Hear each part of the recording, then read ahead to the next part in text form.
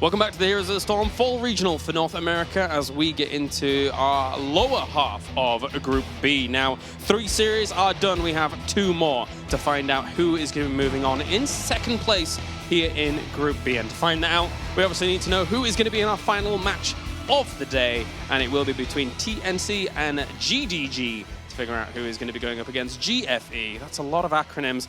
I'll try and start with those as quickly as possible. To my left, we have the Beauty and the Beast. Gilly here. How are you doing? You've been casting? The Beast, clearly, right? Okay, yeah. I figured as much. Doing great. I'm so thrilled that I got to commentate those last 2 matches. Vox and Healy, I was already calling them my dark horse for the event, but also just getting to be up there and being really excited for those matches. It was really fun. And now I get to hang out here with you guys.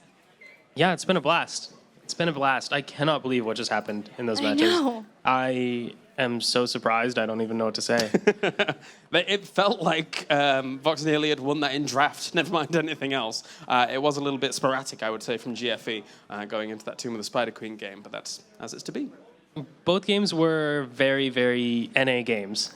NA heroes, boys. We saw an amazing bot lane throw in the first game by GFE, and then the almost turbo throw by Vox and Healy on the boss in that Tomb of the Spider Queen game, and then, oh my gosh, my heart couldn't handle it.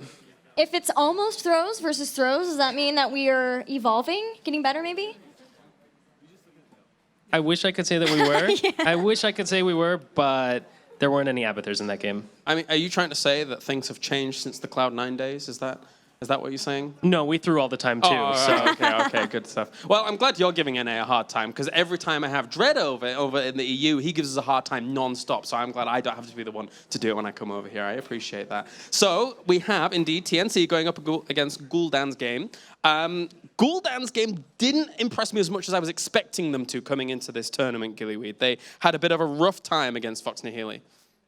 They did struggle. They won that first game, but again, had the execution with the gust at the end been a little bit cleaner, then it could have just been a 2-0. And they would do really well in the early game versus Vox, but then Vox always, mid to late game, especially very late game at the end, would be able to turn it around. And partially, of course, that's them finally finding the right fight, but also that has to be, of course, to give up that big of a lead that they would have, problematic for Guldans game too.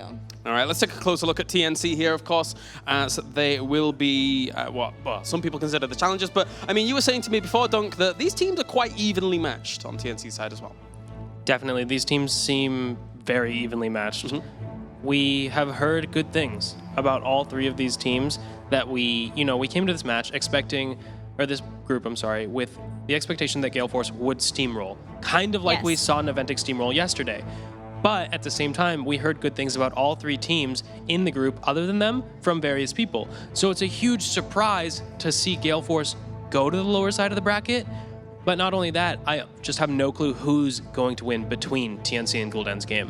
One thing, though, for TNC is they had to deal with a composition from Gale Force that potentially they have never even experienced before. That Leoric combination or composition was just so strange. So if they're more knowing what to expect from Guldans game, which of course Guldans game can throw out some very strange compositions too. They have the potential, they're very flexible and have some pocket picks. Maybe they can be surprised again, but also maybe they will just be more happy with some standard compositions here. They've come 7th and 8th in the last 2 regionals that they've been in. Is this the time that they end up breaking that curse for TNC? It's possible. They have a different roster now slightly. That is, to be fair. I mean, Goku is a talented player. Yeah. We've seen him have difficulties at lands before, and if he overcomes those, TNC could be in a great place. If not, who knows what's going to happen. And then, of course, on the other side, we have Guldans game, previously high score during the qualifiers, having changed their name, and, of course, 3 of the previous members from Brainpower. And then, of course, McIntyre from Naventic as before, and Jason from Panda Global. I mean, looking at their first series, the expectation was a little bit higher from them going into it, but I think that they could make waves here in this game, Gilly. Yeah, I definitely think they can. One thing to know about these players on Guldans game is they did have some missed synergy in qualifiers, but I think a lot of people expected that because they were so new at the time.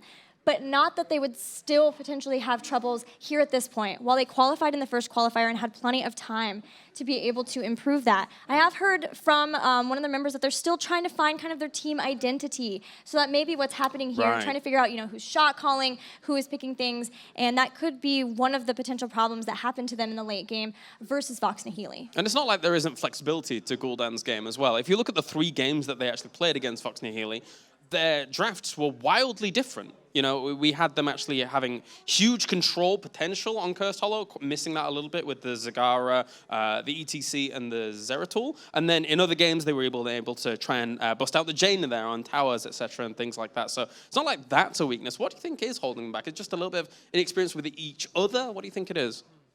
It seemed to me that the biggest weakness was mostly in the late game decisiveness. Yes. Okay. We harp on this all the time. This is something that really made old Tempo Storm magical, is because that late game decisiveness where you see an opening, you take it and immediately win the game. That's something that Guldans' game was missing.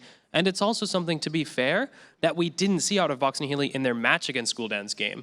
But then against Gale Force, they really turned it up. So if Guldans' game can do the same thing here, and in the lower bracket, turn up that late game decision making, not make those same mistakes, get on the same page, they could definitely win this series. All right, well, we shall see as we'll be going into the draft in just a little bit between these two teams. Our first map is going to be Shire, I think. And this is actually the first time we've seen Shire throughout the tournament. Correct me if I'm wrong. This is the first time. Also, I am almost positive that this was, I thought it was going to be TNC's pick. They have something they do on this battleground, but I'm going to just leave it at that. That's not fair. You have to tell us now. I'll tell you. No. Secrets? No, that is fair. That's how you're supposed to do it. Like, if you have inside information, you've got to wait until you see it. Otherwise, you might be calling them out for other teams to hear. Yeah. Well, importantly, they did get Kerrigan, though, which has not always been available to teams. She's been banned out a lot in here, but Guldans' game fearing more the fall stat, and I love that TNC banned Kayle Thos so that she could be an availability for them because they really do enjoy playing her. Okay, they do enjoy playing her. I wasn't sure if that was for them or is that a denial from McIntyre. So you're saying TNC very comfortable on the Kerrigan? Yes. Okay, so I like Guldans' response to go to the Thrall Zagara. Those two heroes are widely known as some of the best top laners on Shire. Not many teams in North America play the Chen, which is considered one of the other top lane matchups that European areas favor very heavily into the Zagara on this map, but we haven't seen that very much in North America. I would like to see that here, but I like Guldans' game securing the top lane control. Uther comes in as well, and that's quite the powerful little trio that Team Name Change starts things with, right? Yeah, they have the potential to get a lot of damage very quickly on the members of Guldans' game, along with the fact that they have Divine Shield for either babying the Greymane or Kerrigan, but they won't be able to do both, which could maybe be a problem depending on how Guldans' game is able to throw out damage of their own. At this point, it seems to me like Guldans' game has to give up 5v5 team fighting.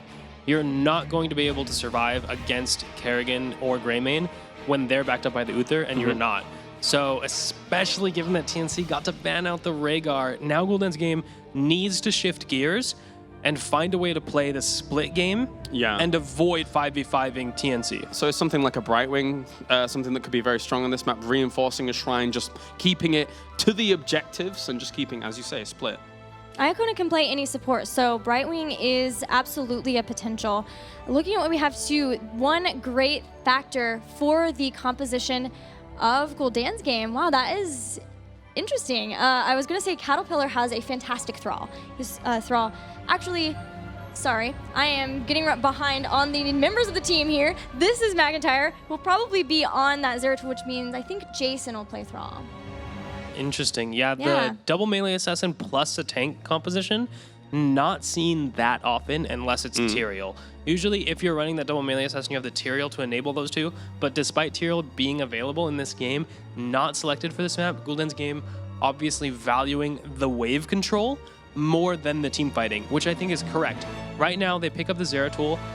They're going to need to use Void Prison to get isolation fights. They don't want to try and fight TNC as a whole 5v5. They want to get shrine control and abuse Zeratul's invisibility to try and make TNC rotate too many people to one shrine and then strike decisively at the other. I wonder, because of Void Prison, if we'll have a Maw for them Swan 2. It is fairly close together, the lanes. So maybe not being able to do as much with Nidus as we would see on like Cursed or even Sky Temple. I don't know which one we'll see from them. That's an old school double warrior, and look at the power that Team Name Change has behind the idea of diving and then invincibility. I think everything then dives in, everything's invincible, and now Guldans' game, as you mentioned, can't team fight that unless a Void Prism slows everything down into infinity, but I don't know if it does. Even slowed to infinity, you'd have to go beyond that. There's just no way for Guldans' game to 5v5 this. They have to split. I mean, maybe there was a chance if TNC messed up their composition at the end or something, but Tyrael and Ubrak, dive buddies, amazing mobility, provide a lot of coverage for the Greymane and the Kerrigan. When they go in, that's a lot of body soaking up damage for your squishies. Yeah, and they still have double warrior too, so if they get into skirmishes, they have someone else who can potentially leave the team fight to try to grab a shrine if they need to do that, which is really important on Dragonshire. You often get into these 2 versus 2, 3 versus 3 skirmishes. Who is Iacona going to pick to support the team? Rhaegar is off the table. Uther has been grabbed. He can play Karazim if he wants to try to do that. Hope for good palms, I guess, from all of the damage, but that's pretty scary to have to do by yourself there. I would not want to play solo monk into that composition. No, that's scary. Yeah. Morales. Oh. I would not want to play Morales into that composition. No. I mean, I think I wanted to play monk, but I definitely do not want to play Morales into that composition. I mean, even before Tyrael got all the buffs, he was amazing against Medic. Yeah. And Nubrak destroys Medic with the dive. I mean, Greymane is a threat on his own. If Iacona survives this game, he is a miracle worker.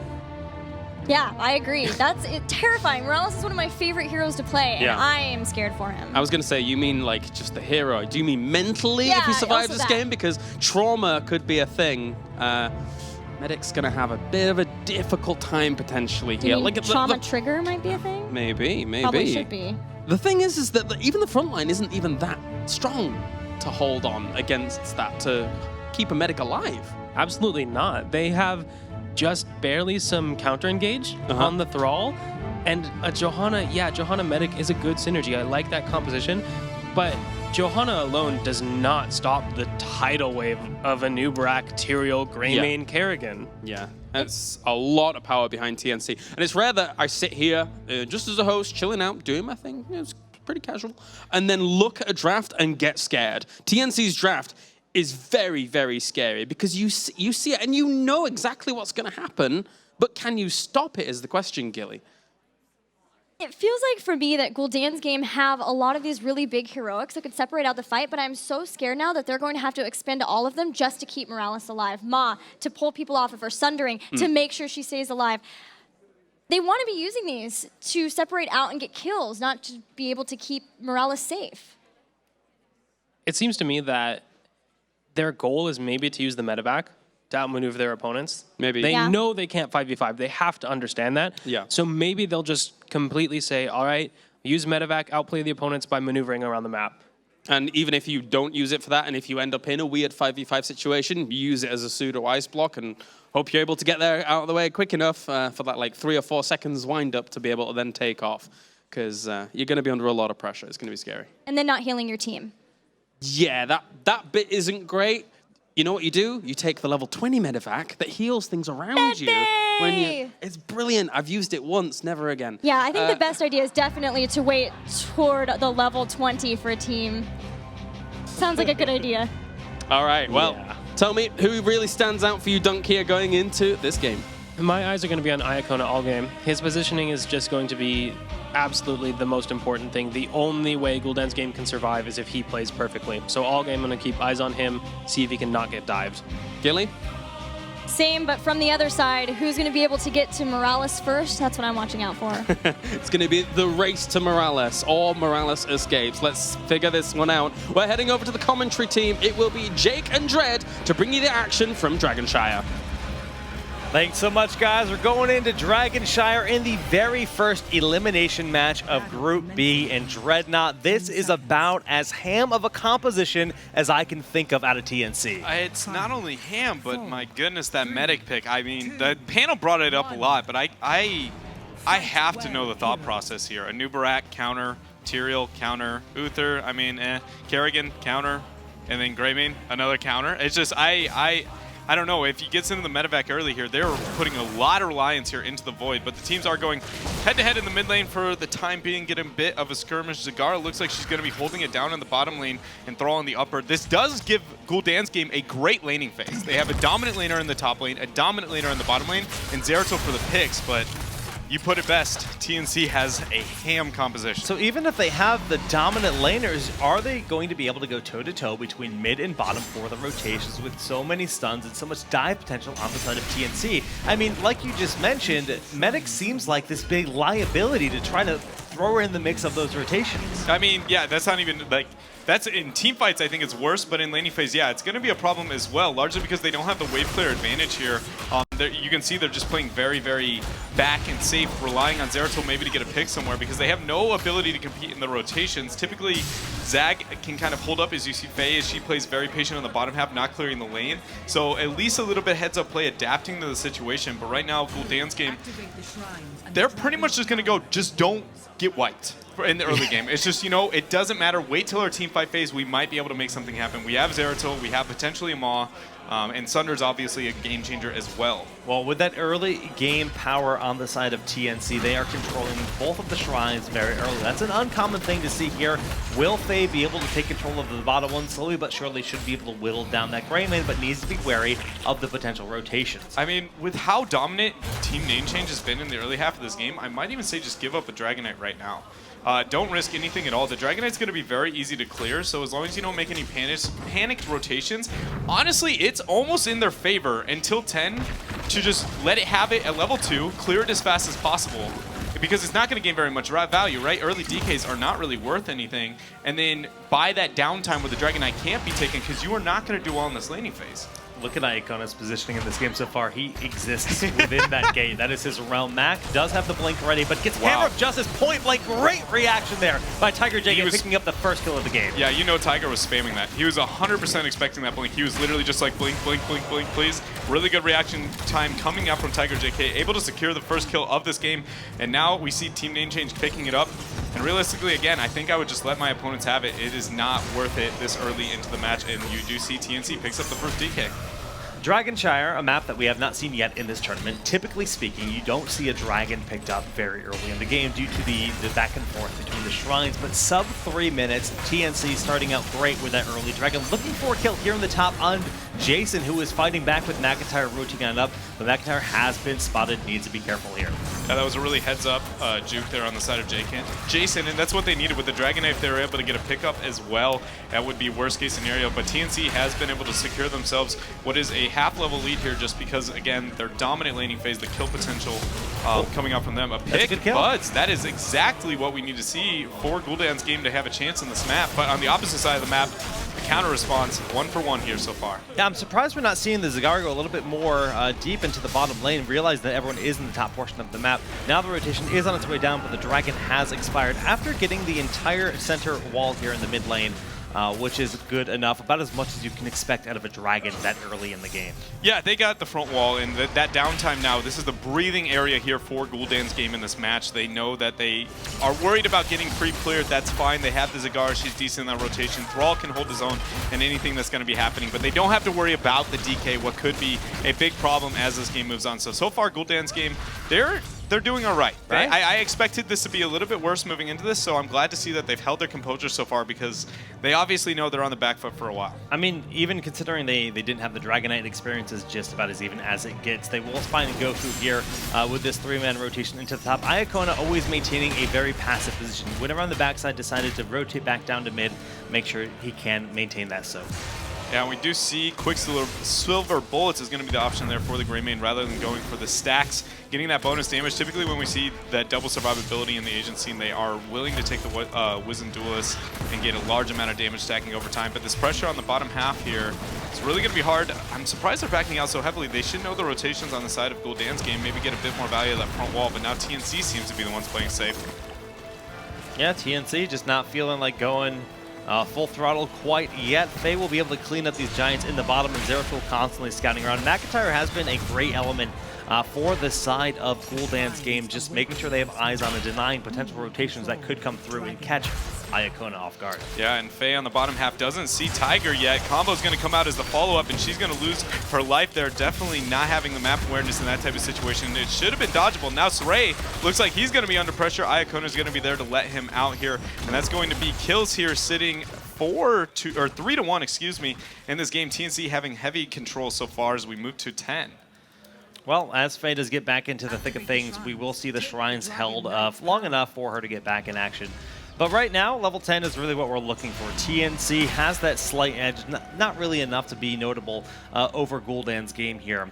But are they going, once we hit level 10, where do you think this kind of engagement sits? With the power of Sanctification to enable super, super aggressive dives, how do they respond properly? Is Maw their only real option? Oh, hold on, though. We have a skirmish up here. Tiger JK is going to come in as well. He falls down. Jason is going to as well. 10 is now picked up here for TNC as they respond in. McIntyre trying to make it happen, forcing the sync. That was actually a pretty big value. Keep in mind, that's only a 70-second cooldown, though, so it will be pretty up soon. But as to your question, how do these go? I'm going to be honest, it feels like TNC just face rolls into their opponents. The best case scenario is they use Void properly after Sanctification. Sanctification hits, they bait the engage, they Void, and then they get some kind of counter response with the massive amount of control that Guldans' game has on their side. That is 100% banking on the fact that Iacona just does not get blown to smithereens. Do you like the idea of Stim Drone on Thrall, or are there too many stuns that would slow that down? I almost feel like he needs the survivability. I mean, that seems really sad to say of Medevac. He can't die. He has to pop it. Yeah, he's going to be using it. It will help with this post 20 as well. Good job there, Saray being able to dodge that. But it helps his late game as well, right? The rotations they're going to be able to get. But realistically, I think a majority of it is just he cannot get one shot, and that will give him at least 2 seconds of longer survivability. Alrighty, well, we got back-to-back dragons here for TNC. Zeratul waiting in the back. McIntyre has that VP at the ready, but Tiger JK on the Uther, scouting him out and revealing him. Some eyes on big combo. Thrall goes down in an instant. That's going to be a reset as well for Go for the Throw. He's going to be looking to try and get more value with that as Buds moves aggressively. Dragon Knight knocking onto the fort. It will be falling down here and securing a level lead. I expect TNC to be moving out, getting as much map pressure as they possibly can. I mean, with Dragon Shire, you don't need to necessarily have the most dominant team fighting composition as long as you can just constantly keep up that pressure and the rotations here, which they've done so clearly. Now backing out, see if they're going to be able to pick up their camp. They will. Very heads-up play and just constant pressure so far from TNC. Yeah, Max just trying to find that window. Really hasn't seen it just yet. Going around the backside, could line up a big VP in the back. That's going to be Uther locked in. All the damage coming through. Sanctification buying the time needed, though. The kills now coming in for TNC, but a 3-man Maw, the stun onto Saray, who's in an awkward position. He does go down, and TNC with that beautiful Sanctification takes a clean team fight versus Guldans' game. Jason trying to withdraw. He will end up surviving the situation. And I'm going to be completely honest, I don't think these team fights are going to change. Divine Shield was not even used in that type of situation. And unless they bait Sanctification to get popped early and use the Void and all the Maw and everything as a response afterwards, right? Because we saw it. They open with the Void Prison and they go, all right, time to turn it up to 11 because we can just Sanctification on top of ourselves. We aren't worried about dying in the middle of that Void, and they just have such an aggressive composition. So Mac, man, he's got to play out of his mind. And, I mean, he finds a pick here on the bottom half. Buds cannot survive this. He has the Vorpal Blade. He will be going down.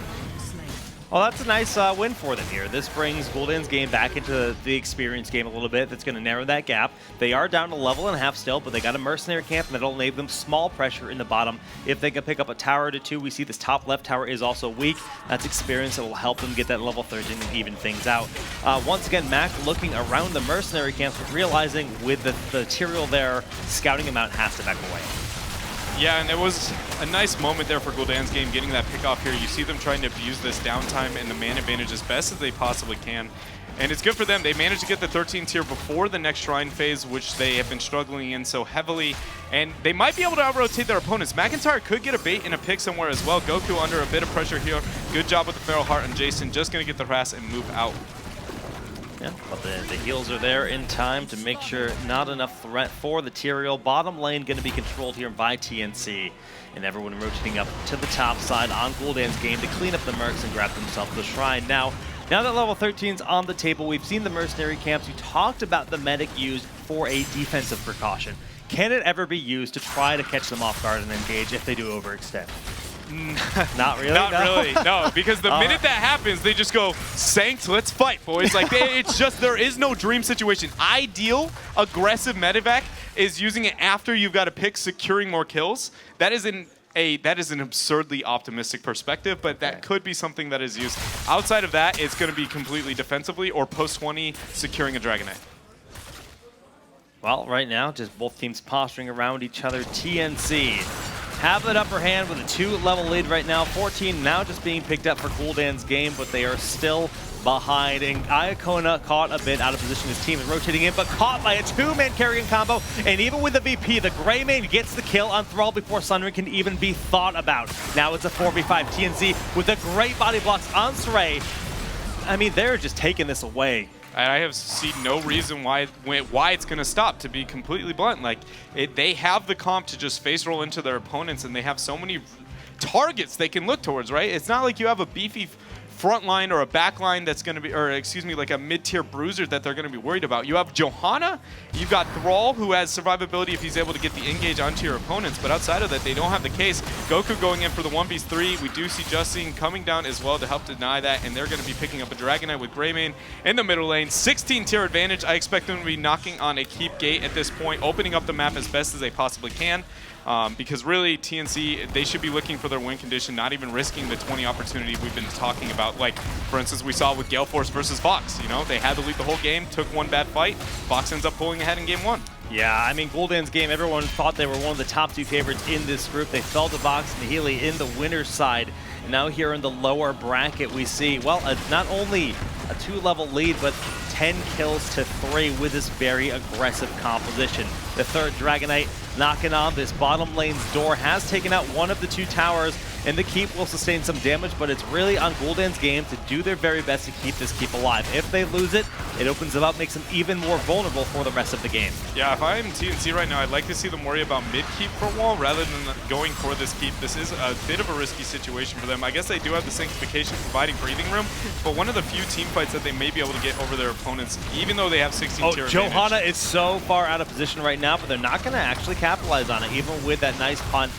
They realize that it's still a bit risky. The bird charge and the dive in forward, looking for the kill, but the Sundering buying the space for Jason to retreat. The VP is on point. Johanna in position to get some body blocks in here, and if they can pick up that Kerrigan, they're going to look nice, but Sray is just being focused down while the rest of his team just backed away, not feeling confident enough to go toe-to-toe in this fight. The single-man maw on Goku, enabling the rest of the team to just dive on forward, and with that Sanctification, this keep will fall.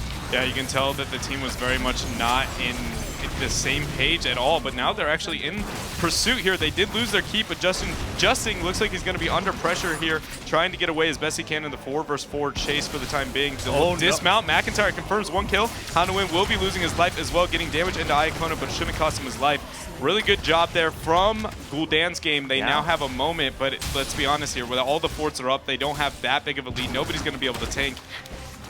Really good cleanse from Iacona in that fight, being able to turn it, but one thing I really want to point out is that Faye did not maw outside of that void in not a single target, allowing Sray to pretty much just die. Her positioning, she waited very, very late before she was able to use it here. So again, showing that maybe Guldans' game doesn't understand what they want to do with this style of composition. And using the heroic later, it was just a bit confusing on how they were going to approach that fight.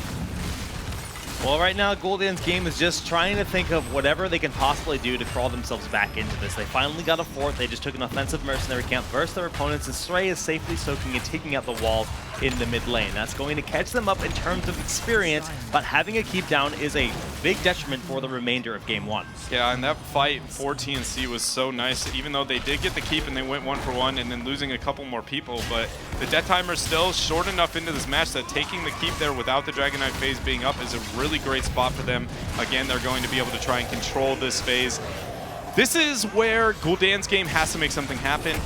Their opponents are going to be winning the race to 20 quite convincingly here. They have dominance all over the map, and with a keep down, the probability of them getting a Dragonite only increases. So really, they need to get a pick somewhere on the map. I love this positioning from them. Obviously, it's not nowhere near their opponents yet, but they need to get exactly that. Somebody makes the poor rotation, they get the pick. Yeah, I feel like if they can somehow get the chain stun onto Tyrael, deny him the Sanctification early, maybe it's just the Sundering Bless Shield combo and a quick blow up. That's their biggest chance of denying this team fight on the side of TNC. But so far, Goku has been landing those sanctifications, enabling his team to make those plays happen. Right now, just some light damage, some light poke going across. There is a mercenary camp with the catapults in the bottom lane for TNC that does have to be responded to. Yeah, and that is part of the reason why it's just so hard for them to be able to deal with the Dragon Knight during these phases, because they have the keep down now and the lane that has an actual shrine, which is going to provide not only more vision but pressure on the map for TNC. The race to 20, they're getting very, very close now. Going to be 19.5 as this finishes. To be completely honest, I feel like what's going to happen at this point is they're going to hit the 20 spike. You're going to see Guldans game get a little bit desperate, and this is going to lead to a 20 into 19 fight that they just can't handle. They couldn't handle any fight so far, but with one of the second biggest power spike in the game and potentially game-losing Dragon Knight, I feel like they're going to panic here. Well, Guldans game is scattering around looking for signs of anyone, but everyone on the side of TNC has rotated, realizing they don't need to fight until they have 20. There's no benefit whatsoever. They're going to back away, play Ring Around the Rosie, go grab themselves the bottom shrine while the top shrine is taken here by Stray. Yeah, it's very patient play here coming out from TNC. I can definitely respect how they're approaching this. They see people on the bottom half of the map, and the fact that Guldans game didn't even try and force that fight as well. They realize that they're in such a rough spot, but they aren't willing to make the desperate play. Mac is now they're moving though. aggressively. They know their opponents are about to get 20. They're going to be able to get this shrine. It will help them with the Dragon Knight. So right now, TNC's got the lead, but they've been playing so safe trying to get 20 that Guldans game has the upper rotation right now. The upper rotation, both trying to control. They're looking for the fight without 20, and the Dragon has picked up great peel there from everyone on the side of Guldans game. Now that Jason has this extra health pool, all it's really going to do is enable them to try to get 20, but the thing is, they don't necessarily have the same team fight capability, especially now that 20 is here. So you'd think this Dragon would be enabling them, but honestly, it's TNC that's putting the pressure on this bottom lane. Yeah, and Sray ended up using Blessed Shield to try and dismount their opponents, and they weren't able to get it. Now, Iacona is ends up getting comboed there, denied by McIntyre. Sanctification outside of the Void here. They're moving in, though. Iacona under the pressure does have the medevac, but that's going to be a 3-man Maw. That Maw was absolutely essential in keeping Kona alive and keeping the Dream alive here. We see the Dragon has been dropped to bring Jason back, in the Sundering on how in the back, not quite confirming the kill, but they got Tyrael. He's down and out. Divine Shield just trying to keep carrying up, but the combo from Stray in the back line, pulling them down. The go for the throat, not quite getting enough value. Bud's gonna go down here to McIntyre, Zeratul, and Stray finishing him off, and just Tiger JK remaining. Guldans game stays alive. Yeah, and this is where they have to capitalize. Also, shout out to Iacona using the medevac to dodge Tyrael's passive in that team fight, allowing him to survive. He intentionally suicided, expecting to be able to get the kill, and then baited him with the medevac, but this is the moment where they need to be aggressive. Expect a sidewall play here. They 100% need to confirm minimum of a keep. So let's talk about core potential. Medevac, and honestly, just Iacona overall is one of the best healers in the game when it comes to damage. We do have the passive coming out from Stray. Tiger JK has very limited ability to deny this. Void Prism won't be up quite yet. Medevac's really the only thing. They're going for it. They have to. Yeah. This is one of their only win conditions. Completely ignore Tiger JK. There's no reason to be onto him, and then move on. All in the core. This is going to be risky though, Jake. About 2 seconds till Tyrael is up. He does have Sync, but that doesn't necessarily work on the core, unfortunately. Tyrael is going to do his best to stall out as long as he can. They are splitting focus, as you mentioned, but now everyone going back on for the core, down to just 60% of its hit points, but adjusting in. Burrow Charge on Faye, looking for the focus, the Impale, but Mac is going uncontested in the back, blinking down. Now has been taken care of. Only 5% remains. They have done it. Guldans game turns it around. Very heads-up play there at the end, but I mean, that game, complete control from TNC for the most part. Really solid understanding, though, realizing that they have to make those desperate plays towards the end of that matchup. They took the only fight, really, TNC took the only fight that they could lose the game on, and it was a beautiful job seeing Guldans game be able to capitalize completely on it. But I mean, we're going to have to see what our panel has to say about that last and pretty ridiculous match. Thank you very much, guys. It looks like Guldans game able to take Shire to start out this series, but let's be honest, it was a rocky road for them to take that victory, Dunk.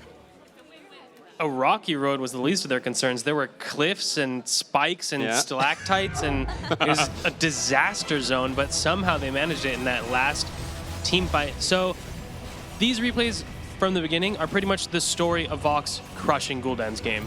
Pretty much every fight, it's like either a 1-for-1 trade or Vox nearly comes out way ahead, and you can see they get further and further and further ahead as the game progresses. Look at this fight. It looks so good with the Sunder and the VP isolating, but the Sync just turns it around, so even with a huge Maw, they can't get anything done. Yeah, the first sanctification that we saw, maybe not quite where you wanted to use it, but here was really perfect to help keep the people alive.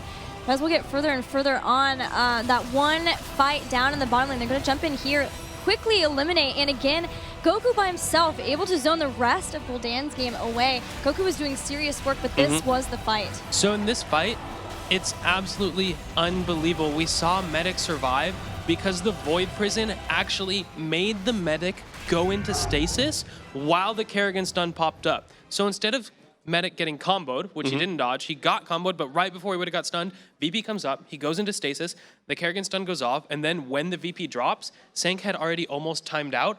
Medic gets to walk away, Tyrael gets baited into following, goes into medevac, survives, and somehow Vox and Healy lost a 5v4 20-19 team fight. Yeah, tunnel visioning a little bit there for sure, thinking that they could take out the Morales. I went in, Tyrael was like, okay, I'll at least get with my trait. No, medevac was still available, and he jumped out of that, being there safely for the push to end. Well, this series is already kind of making waves, not only in terms of the result for our first game and the map, but also our second map is Infernal Shrines, which we haven't seen during this entire tournament. How weird is that? Yeah. I mean, this day as a whole has been kind of weird, so I'm not surprised we're going to more things that are slightly weird, but I'm happy to see Infernal Shrines. We've already seen Kerrigan kind of rise to power across all the other maps, but this is definitely her stomping ground. Absolutely. The fact that McIntyre is going to get to play in Infernal Shrines means you just can't leave Kerrigan up. It's not an option. So you're going to need to draft around that. And Vox and Healy has to go into this game knowing they need to draft around that. Yeah, and that means since it was the pick for Vox, they'll be second pick. So that does enable Guldans game to leave up whatever they want to ban out. They get their pick of the litter, if you will, because they know that there's no way that TNC can let Kerrigan go through for Mac. Absolutely, absolutely. TNC is, oh man, they have to be feeling so bad after losing that game. They were just crushing. Yeah, and they were in the driving seat. It was seat. just a disaster. So Guldans game breathing a huge sigh of relief. And the fact that they get the advantage in the draft phase. I mean, we saw that draft. It looked really bad by Guldans game. And they won the game by the skin of their teeth. It was unbelievable, mostly because of the way TNC handled the very end of the game.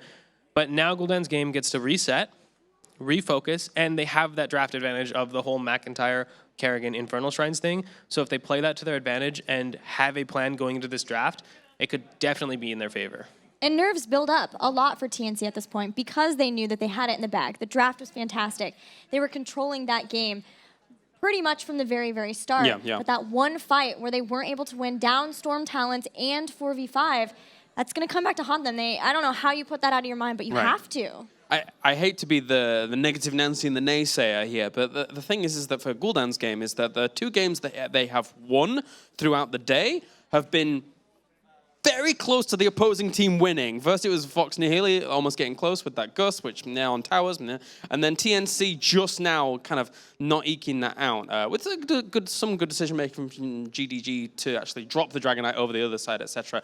Make sure, of course, to join social media as well with the hashtag HGC. Tweet us with @ESL Heroes as well as @Heroes Esports to tell us what you think of these games so far and predict who you think is going to be moving on forward. So, Infernal Shrines, we're expecting Kerrigan ban, no doubt, as we're almost soon getting into the draft. Are you expecting anything else to come out here on Infernal Shrines specifically?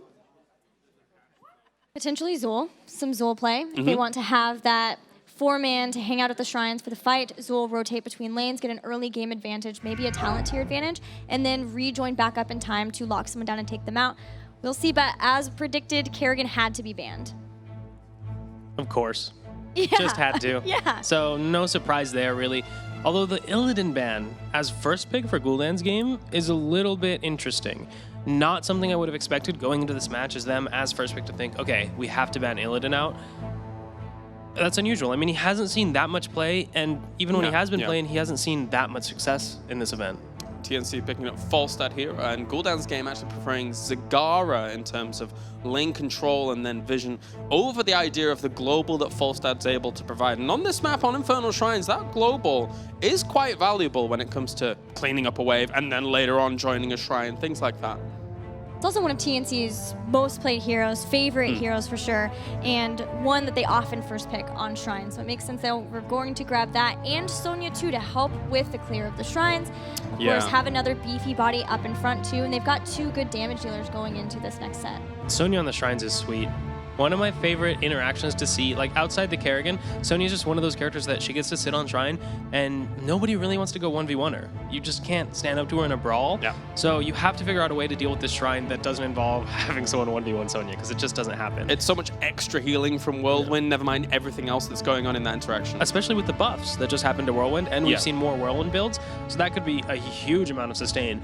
The one way I've seen people contest this that I really like is Diablo. We've seen this from the Chinese teams especially, using Diablo to counter a Sonya on the point, and I would really like to see that come out of Guldans' game. Although the Tyrael, safe pick. But we've seen some Tyrael Diablo before. Yeah. Sanctification, a little lightning breath, lots of damage. Maybe that's what they're going for here. It could be, but I'm a little concerned they picked up the Rhaegar there instead of the Greymane. I feel like if you already have the Zagara to deal with waves, then the Greymane is just the optimal choice to go with the Rhaegar the Tyrael Sanctification instead of the Rhaegar in that slot. And then it does get banned out by Team Name Change, who then picks Monk early when Uther is still available. We have not seen that yet this tournament. No, we haven't. I'm wondering what they're going to end up doing with that. Maybe they're wanting it for zone potential with a 7-sided, if anybody's just kind of step up to them and try and deal with it. Maybe they do anticipate a double warrior composition. Maybe. For sure with that. They are going to grab another warrior of their own, or at least the first, depending on where you stand with Sonya. But Johanna will be there too. So another wave clear hero, one who can rotate between lanes, pull in. Of course, Night Take Pawn does not do more damage to the monsters, but can still pull them in to make it easier to take them out. Hello, Iacona. How are you doing? The eyes of a champion right there. The Eye of the Tiger there, coming in from Iacona. Now, we keep talking about 7-sided strike, I feel like, on the panel, and then every time they take Palm. And as much as I would like to give credit to the support players, it hasn't been impressive at this event at all. It's been rubbish. I will even raise you. What? I heard from Super League that in Korea, if they pick Karzim, it's 7-sided strike. If you want to take Palm, just pick Uther. Get Divine Shield instead. That's what I have heard, at least. Right. Makes total sense to me. Yeah, I mean, coming from the European region myself and seeing how well we're able to execute palms, I normally don't toot the horn of Europe too much, but we are good at it. Here, it's not so good. I would much rather see 7-sided here as a utility. What world is this? We have Johanna Leoric back together. Well, not together, but on Shrines here. Thankfully, it's like months ago. Thankfully, not that crazy 8-month ago wave clear fiesta that we had, because that was interesting. Did you say fiesta or fiasco? Fiesta. I like that better. Fiesta Asco? Yeah, that one. Fiasto? Anyway, Leoric makes sense here if you want that dual warrior composition, but picking it into the already shown Sonya, good against Leoric, plus Karazim 7-sided strike potential, it seems a little questionable to me to pick up the Leoric there. Li Ming, excellent follow-up. We've talked about this before, and then team name change rounding out with Sylvanas. Amazing on this map, gets so much value out of the Punishers. And a lot of times you want to make sure that you have good shrine clears along with her, so you don't pick up Sylvanas and then never win a shrine. Yeah. They have Falstad and Sonya to go along with that. I'm liking the look of this draft. I feel like if this had happened yesterday, if we'd have ended up on Infernal Shrines yesterday with the teams that we had, we would have ended up having Zul, because they did exhibit a little bit on Tomb of the Spider Queen as well, and etc. But no, nobody wants the Zul. Gilly, you an unhappy panda? I would have liked to have seen Zul as well. Yeah, especially after some fantastic Zul play from Fan yesterday. Yeah. He had some awesome Zul plays, but maybe these teams not feeling as comfortable with him. Instead, I want to see double-ish warrior for both teams. Double-ish warrior is pretty much right. I mean, Sonya, the ish warrior, Leoric Tyrael doesn't really strike me as like the go-to double warrior composition. Yeah, I'm trying to figure it out. Yeah. I think Entomb has some strong utility if you're able to, you know, you can correct me if I'm wrong here, but if you're able to get a good entomb on someone, some of the shrines are very narrow to escape from. You can get entombed in there and maybe trapped for a while. Is that one way? Well, there's a lot of escape on TNC's side. Falstad can barrel roll out. Karzim Radiant dashes to a teammate. Johanna is one potential to catch. Sylvanas can use Haunting Wave. It comes down to Sonya maybe, but if she gets Mystical Spirit 13, then she no longer is a target. You can get over it. Exactly, and even on the shrine before 13, you can queue a minion potentially if you're near the actual shrine. So, if they do go Entomb, are we, well, to use a word I previously just used, is Leoric rubbish here? Before, when we would see in Europe, Leoric picked up, it was Leo plus Falstad. You entomb and then gust everyone else away. But Falstad's on the other side too. If there is a good entomb of someone who can't get away, then you still also have the potential to gust the team away. So I'm very curious as to the plan here. The Leoric entomb plan seems a little optimistic. All things considered, it seems a little optimistic. The only target you have, Johanna, Gust has to be down. You have to have damage in range to actually kill a Johanna. It's not like Leoric solos Johanna and Entomb, at least until 20, maybe, when you get that 5% life leech, which is just so amazing. Oh, well, we'll see how it goes. Overall, if you're looking at the drafts for TNC and GDG, who do you think has come out on top? Is there any particular preference here on either side? Again, I would say TNC. They have good heroes to be able to clear out the shrines. They have Disengage with Gust.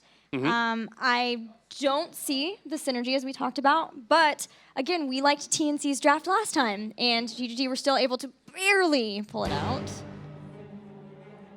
I'm not sure that, you're right. They did pull it out. They did pull it out. Credit where it's due. They figured out their win condition and went for it. This game, I still have to go with TNC. Yeah.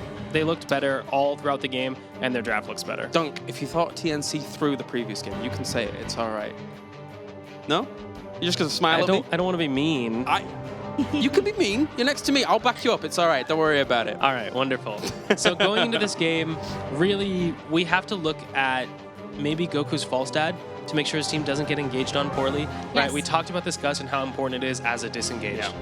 Yep, I would echo that sentiment. I'll be watching out for some Leo plays too, maybe. Watch out for the Leo players. Watch out for that Wraith. All right, let's get into it. It is going to be game number 2. We're sending you over to Jake and Dread for the commentary. Thanks so much, guys. We're going into game 2, where Guldans game have that 1-0 lead. Dread, how are you feeling about these comps? They're saying TNC. What about you? I think I agree. For the most part, they have a very generic composition. It's not so much even that I feel like theirs is insane in any way, shape, or form, just more so the synergy, again, when it comes down to the Leoric, the ability to kind of blow them up is, I think, what they were hoping to get. But maybe they have a trick up their sleeve here. I mean, they managed to pull out that last game out of what seems like a hat at some point. It was so far behind the entire match, and then turning it around. Yeah, well, that's true. Well, maybe this will be a little bit more even in the early parts of the game. We'll find out. Both teams vying for control of the mid lane right now. Zagara doing her very best to get some creeps through it. This game, it's going to be Jason playing that Zagara. We'll see how we can do as they are making those adjustments, putting Faye on the Li Ming, I believe.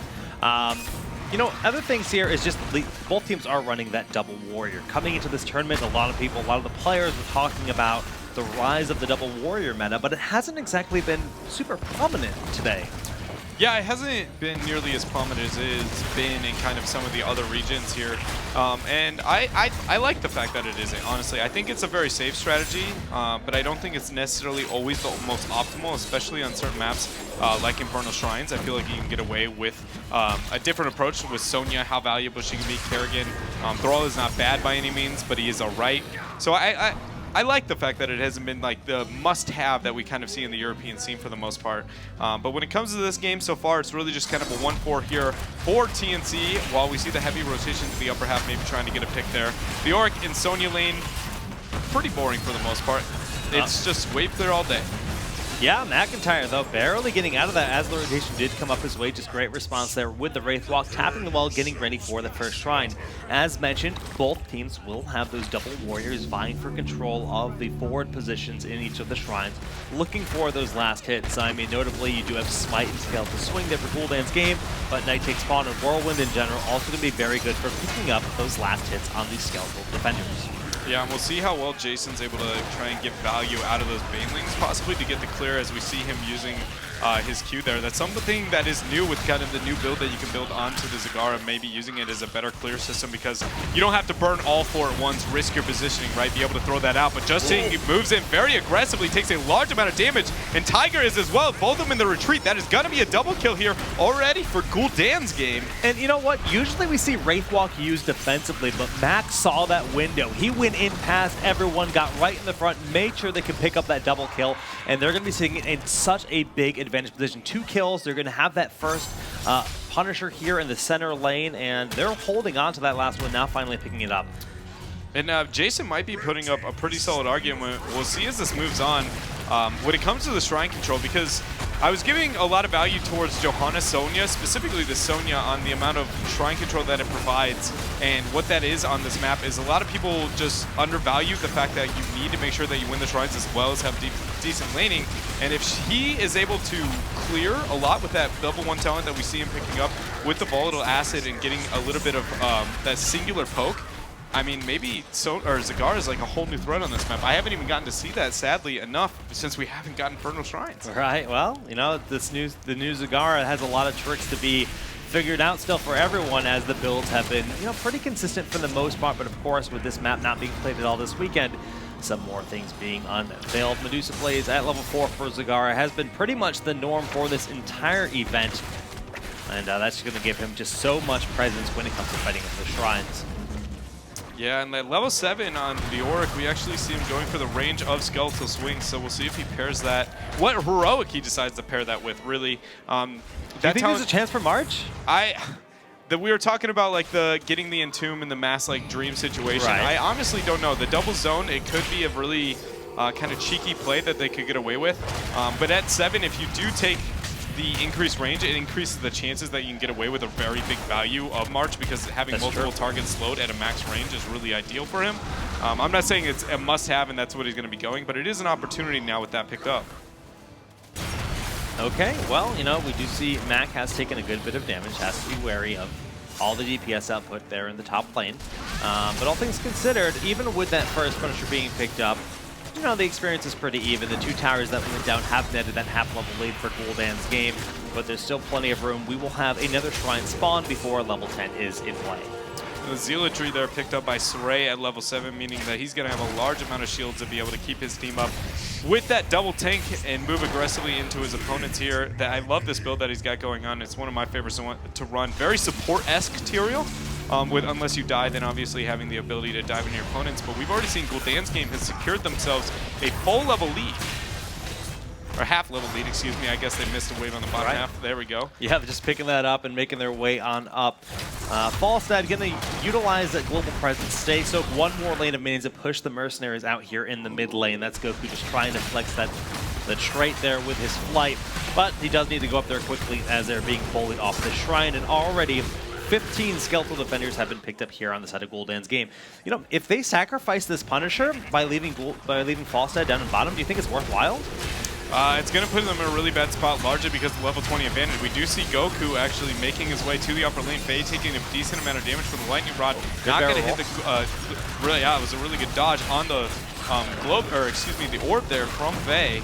But it just seems like he was there so late, he wasn't able to apply the damage. Johanna was completely bullied out of the fight from that front line due to the DPS output in that 4v5 scenario, and now we have another Punisher.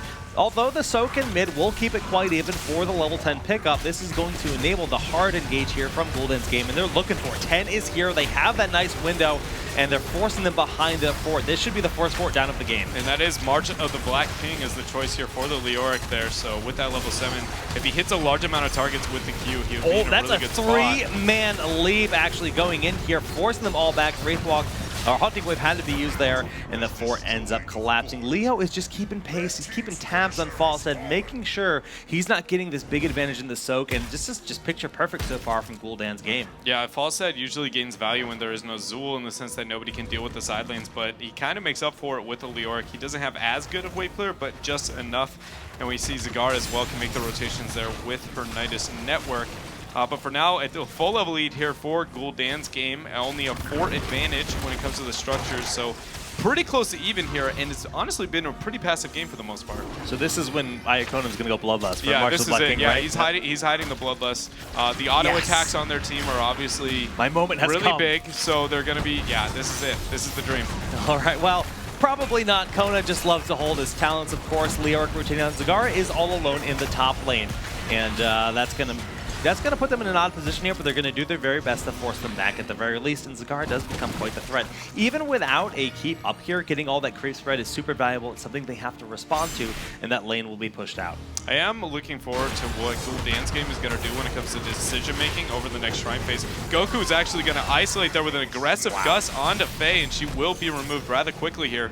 But again, when it comes to the control over the shrines, because Leoric doesn't have the best clear, neither does, Tyrael. Rhaegar can complement them pretty well, but I wonder if she's going to be more concentrated on getting that split push, or if she'll kind of join in and get the value out of that little Q and the new system that she has built to make sure their team wins every one of the shrines. McIntyre actually missing his Drain Hope. That's going to hurt them a bit when it comes to the team fight, and that's a cooldown we got to look for in these team fights, because it's a lot of the value that Leoric brings to a team fight outside of March. Okay, Goku has found the bottom Nidus network here, and cleaning that up. Nidus still exists in the top lane and the mid lane. But considering they're here in the bottom, he's got all the coverage he needs. That gives them mobility across the map. Level 13 will be hit first here on the side of Guldans game, and once more, they're controlling the shrines first.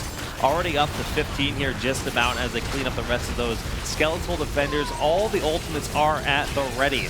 But you just see everyone on the side of TNC playing so very patient and back, and they're just taking a lot of damage as a result. Yeah, they are, and not only that, they're losing when it comes to that. But as we say that, Goku's going to hit the 4-man Gust, a huge sanctification onto everybody, and the Ancestral's going to land, Jake. Beautifully done, but Fate is low, blinking on into Goku, trying to get the kill. He's the one that goes down, and the Palm placed on Goku, but will not be activated. So Divine Palm not quite going off here. Does not matter with that Gust. Even the sanctification not enough to save the team of Guldans game. McIntyre, the last man on the point, was looking to get enough skeletal defenders to pick up that Punisher, but unable to do so. Finally, TNC will have themselves a map objective. And that was at the last second possible, with 33 skeletal defenders already picked for Guldans game.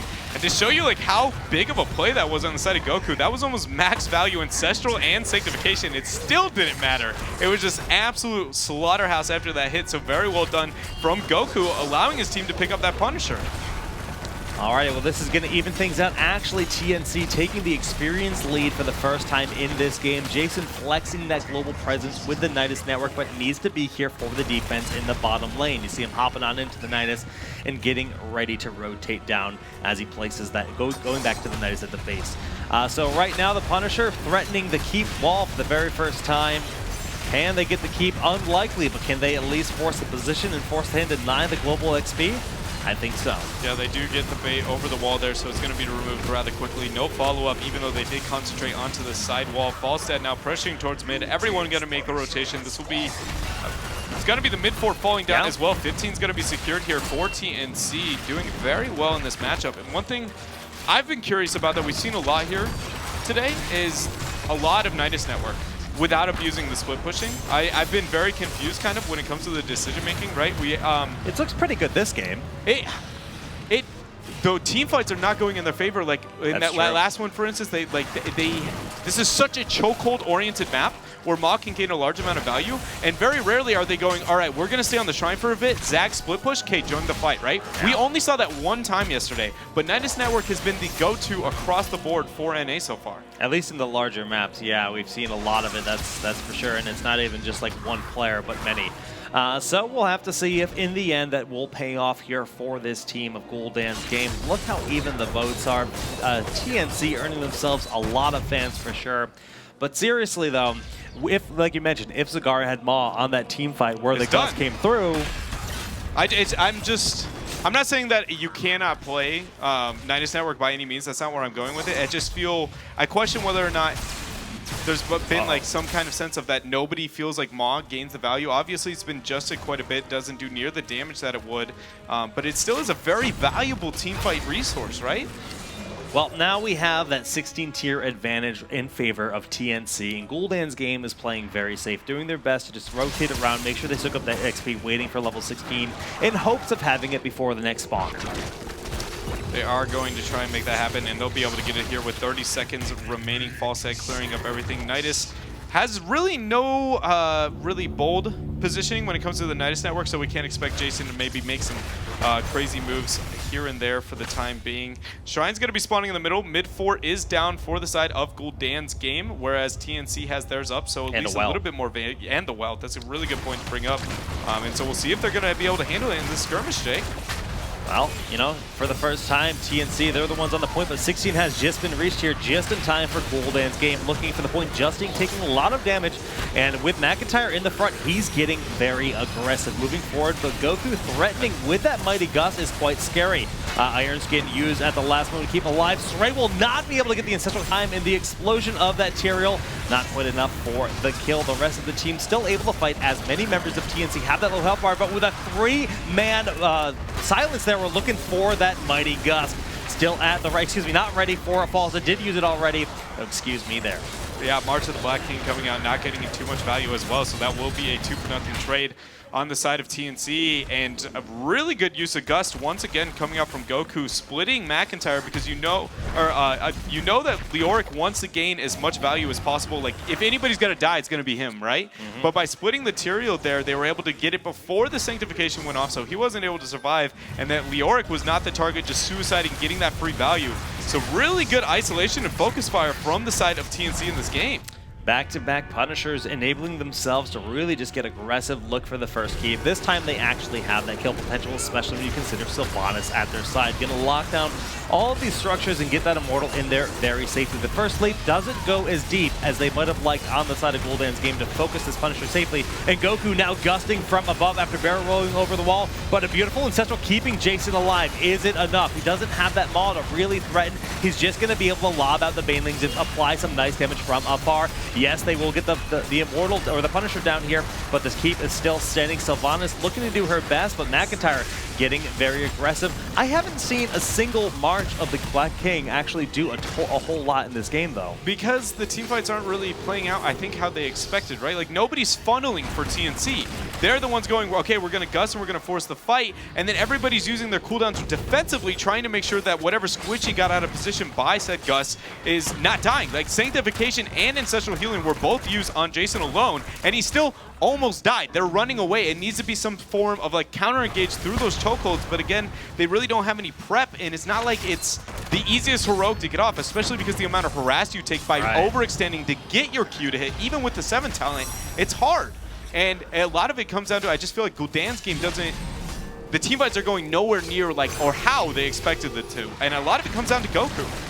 He's playing very, very well on the false head, and he's not known for his ranges too much. Okay, McIntyre not able to get on the point in time, but so the camp does get picked up here in favor of TNC, but they're looking at the Johanna just being able to walk away. Now, we do have to mention that keeping that mid keep alive is a big deal, but it is a vulnerability still in the mid lane. There's no way for them to really fall back safely if they get pressured towards another shrine in the center. And they're looking for a fight as soon as possible, with level 20 being very, very soon. Goku is actually well aware that Jason has gone up to the top lane, wants to challenge that soak, and will be rotating down as they see the invade happening on this camp. And I wonder, I haven't really seen any situations either. I'm guessing a lot of it comes down to the auto attacks, the fact that the insight value that we've seen on the side of Karazim, specifically Tiger.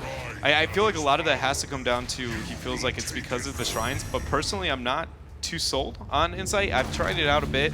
I haven't seen him really get any moment where I was like, all right, that was the insight moment. Like, I was like, holy cow, that gained a lot of value here for them. But we'll see if he's able to do it, because they've done quite well in these teamfights, as they are 19.5.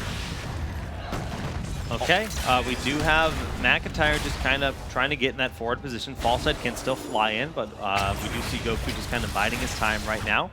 As this shrine has spawned, level 20 is dangerously close on the side of TNC, and that's something that Guldans game is well aware of, and keeping their eyes as Storm Talents turn things around significantly. And with that false dead soak, it is here. Level 20 on the table for TNC. This is when they're going to turn things up. False dead has landed some monstrous Mighty Gusts in these fights. Will he be doing it once more? The Fly is coming in, looking for the Gust. Leeming tries to blink forward, but Faye gets blown up in an instant. March of the Black King hitting nothing at all, and the Wailing Arrow just to try to be the icing on top. Even with the Ancestral going off, Iakona's gonna lose his life, and TNC is just cleaning up house. Yeah, Jason is trying to withdraw from the team fight. So is McIntyre here, but he's going to lose his life. Meanwhile, Sray does end up getting out of the situation. 20-tier advantage already picked up, though. And with 3 people dead, this will be a shrine for sure going in their favor, and a minimum of 2 keeps. This is tough. The decision-making here is a lot of hesitation, though. You Yeah. saw TNC thought, do we want to go for the keep? What do we want to do here? They're splitting. They're leaving Sonya. They're throwing everyone to bottom. They know mid is already so vulnerable, so they're just trying to open these gates before they grab the Punisher because they're going to look for lethal with it. Falstead going forward onto Jason with that epic mount, but not able to pick up the kill. Again, Gus still on cooldown, so not able to really fully capitalize on that. And Jason is bullying them back with Sray. This split push didn't really get a lot of damage done.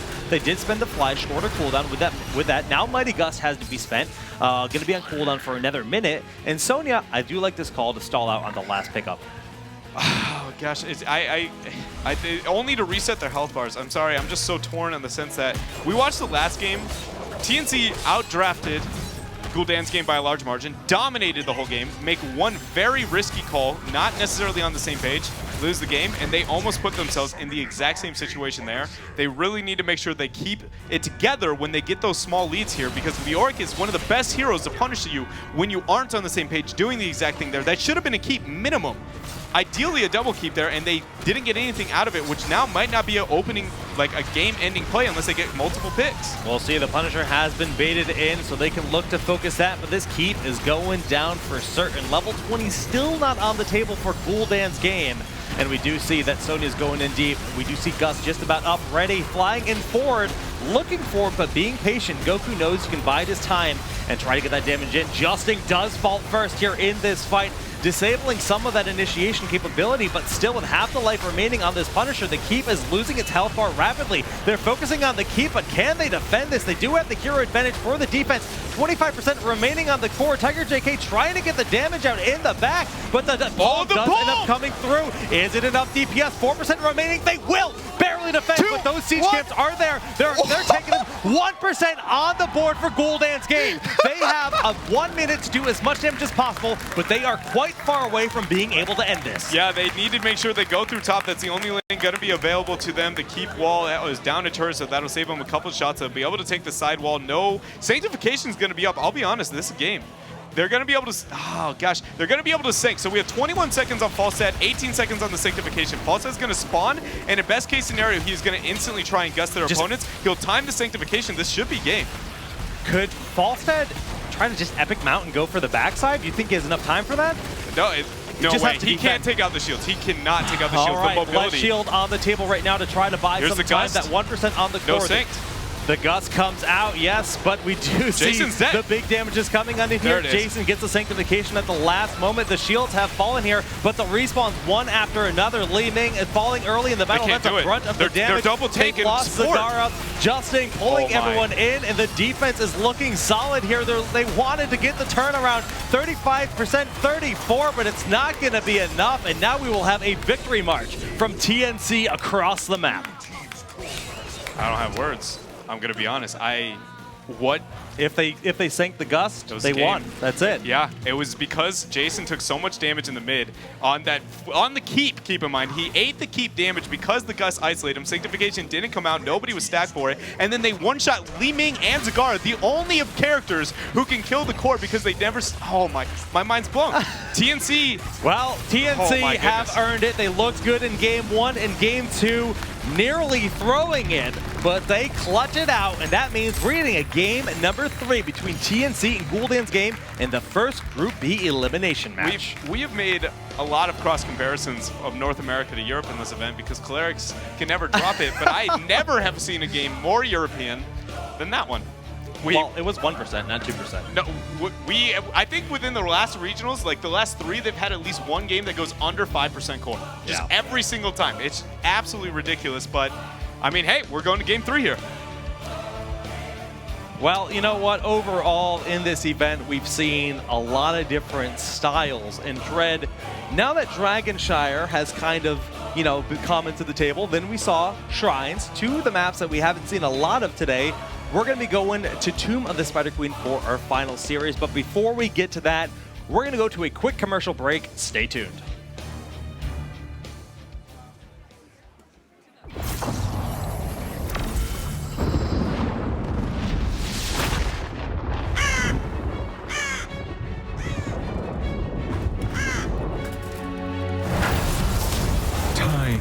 running out.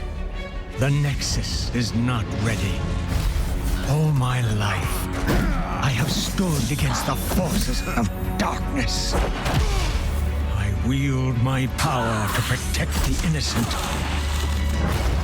While I was not born to this realm, my duty remains. Now, I sense an approaching evil that is all too familiar. I am the Guardian Medivh, and I will fight alongside these heroes. We will face this enemy together, and together we will defeat him. I hope you will bring more than words to this battle, Guardian.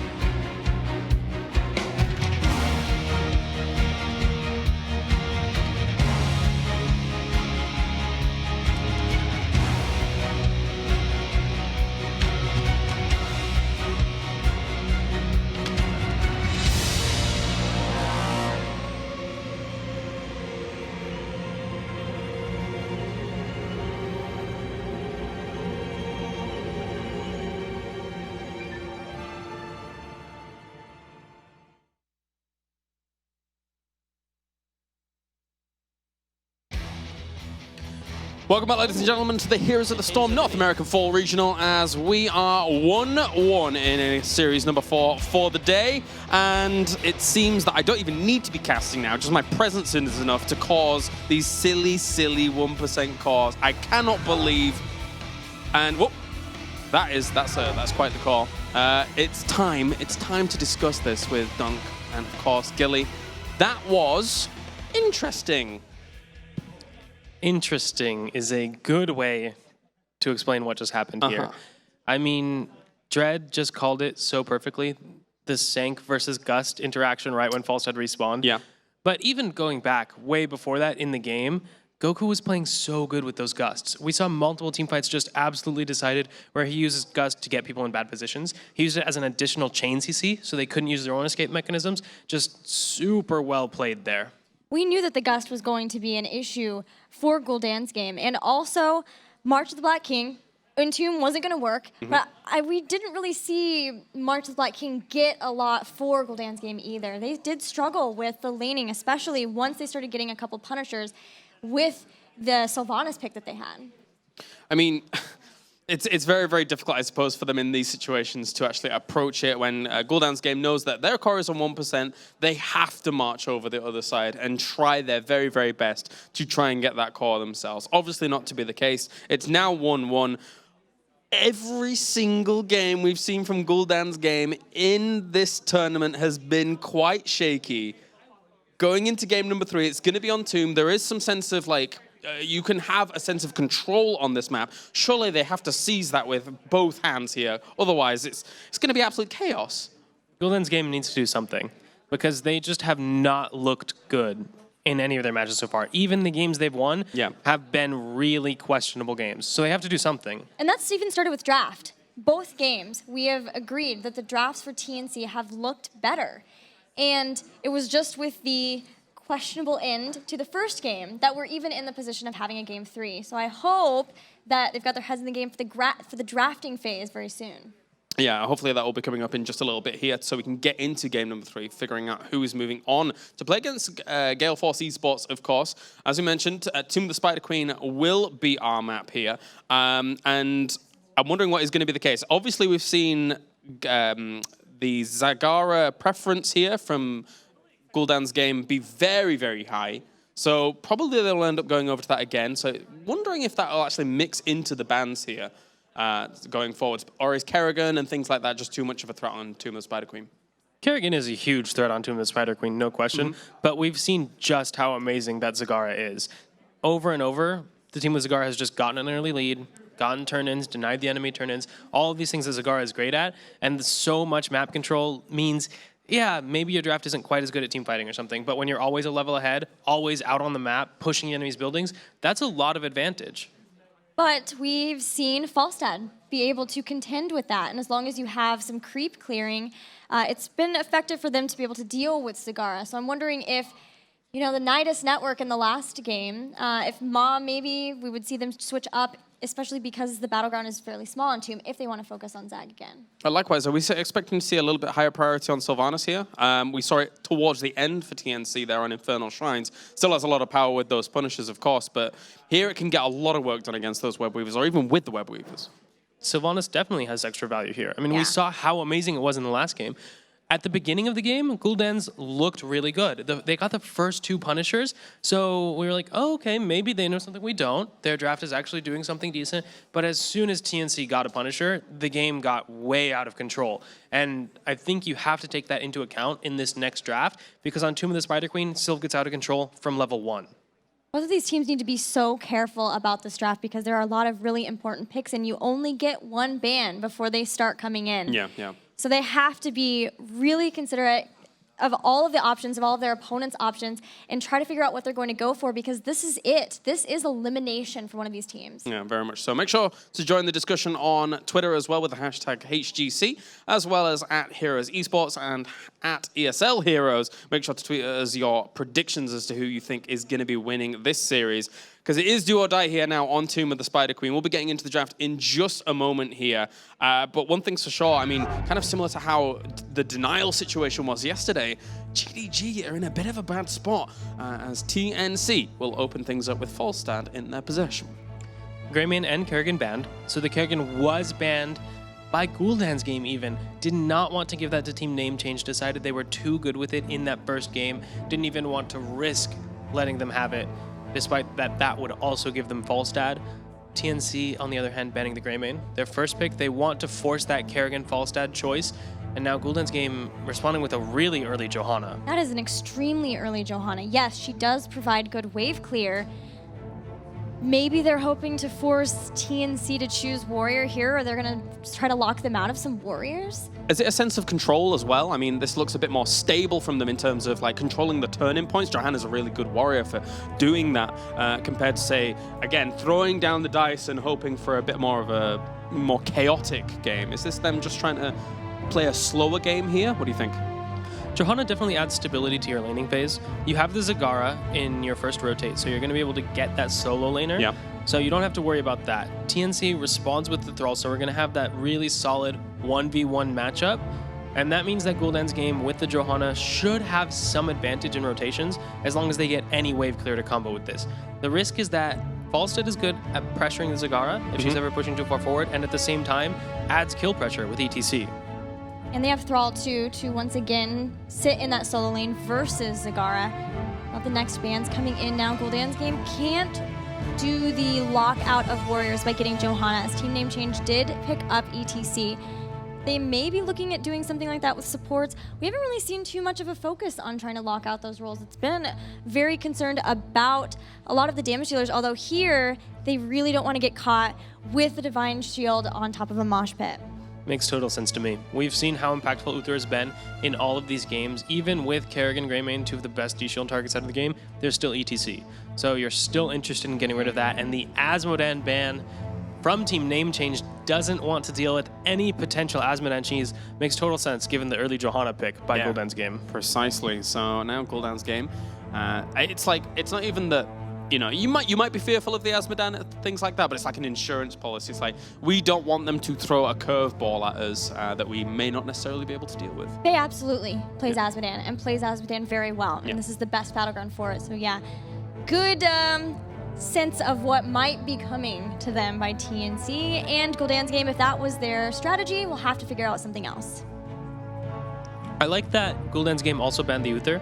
So if they expected the Azmodan ban, that was a really smart thing to do. So now they can pick Rhaegar and not allow Team Name Change to have one of those tier 1 comfortable supports. On the other hand, only Rhaegar available. They don't really have the best ancestral targets yet. Johanna eats a lot of those heals, but she doesn't provide that much value. You really want a more bruisery damage dealer type character to get that ancestral to continue fighting and sustain damage.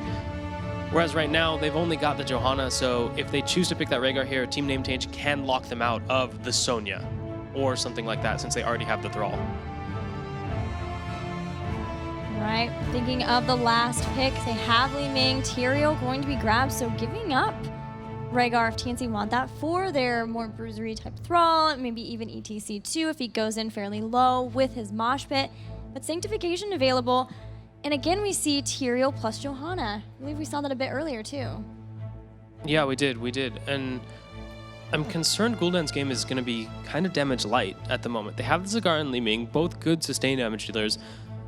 But the Tyrael with the Johanna, is this going to be another Falling Sword game? Probably. Maybe. If you don't want to have to use, like, Judgment, right, for initiation, then go for that instead. Falling Sword down, use Devouring Maw, what I would hope to be, to try to isolate either people away from who you're jumping on, or the targets in there, get the rest. I guess the question is how eager are they to get onto the backline? And I guess it might also bring up the question of what healer Team Name Change are going to take, right? If we want to answer that question. Aren't they just going to take Rhaegar? It seems like, oh no, again, with the Monk picks, the Palm. It was actually pretty good last game, to be fair. Was it? I mean, okay, all right. Okay, it wasn't Bakery tier Palms, but at least they weren't embarrassing. Oh no, Bakery's not on that train anymore. Oh, okay. Well, it takes a while for the news to get across the pond, so I haven't caught up yet. That's true. It took me a while to get across the pond as well. Long travel. All right, so indeed, just waiting for the last pickup here.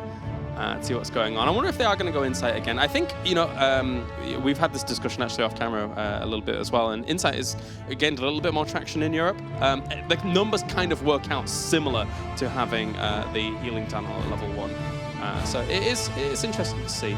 Helps out with your other cooldowns as well when you've got it fully done. In the last game, Insight made a lot of sense. They had the Leoric, who they could target to get those consistent auto attacks. They had the Shrine minions, so it made a lot of sense to go Insight. You get that quest early, and you have targets during team fights to hit. In this game, you don't quite have so much of that, but they do pick the Jaina to provide more lockdown, burst, combo off of the ETC. Interestingly, opting for that over Kael'thas. Right. Team Name Change picking Jaina over Kael'thas, saying, no, Jaina's the new hot. We're going to pick her instead. And then Guldans game, Medic. Kharazim and Morales over Rhaegar. It feels to me like this series has gone maybe a little off the deep end. Hyde is definitely crying into his hands right now, looking at this draft. Well, the interesting thing is, you brought Falling Sword up earlier, and now with the Jaina on the other side, is that potentially a target that they may want to go on with that? Falling Sword seems to me to have a lot of anti-synergy with your own medic. You really want to play Johanna as the meat shield wall for Morales in order to get value out of the healing beam, but when you Falling Sword, you go off the map, and there's the potential for the enemy to be like, oh, I guess I can just walk at Morales now. So you don't necessarily want to do that. That'd be really scary. Okay.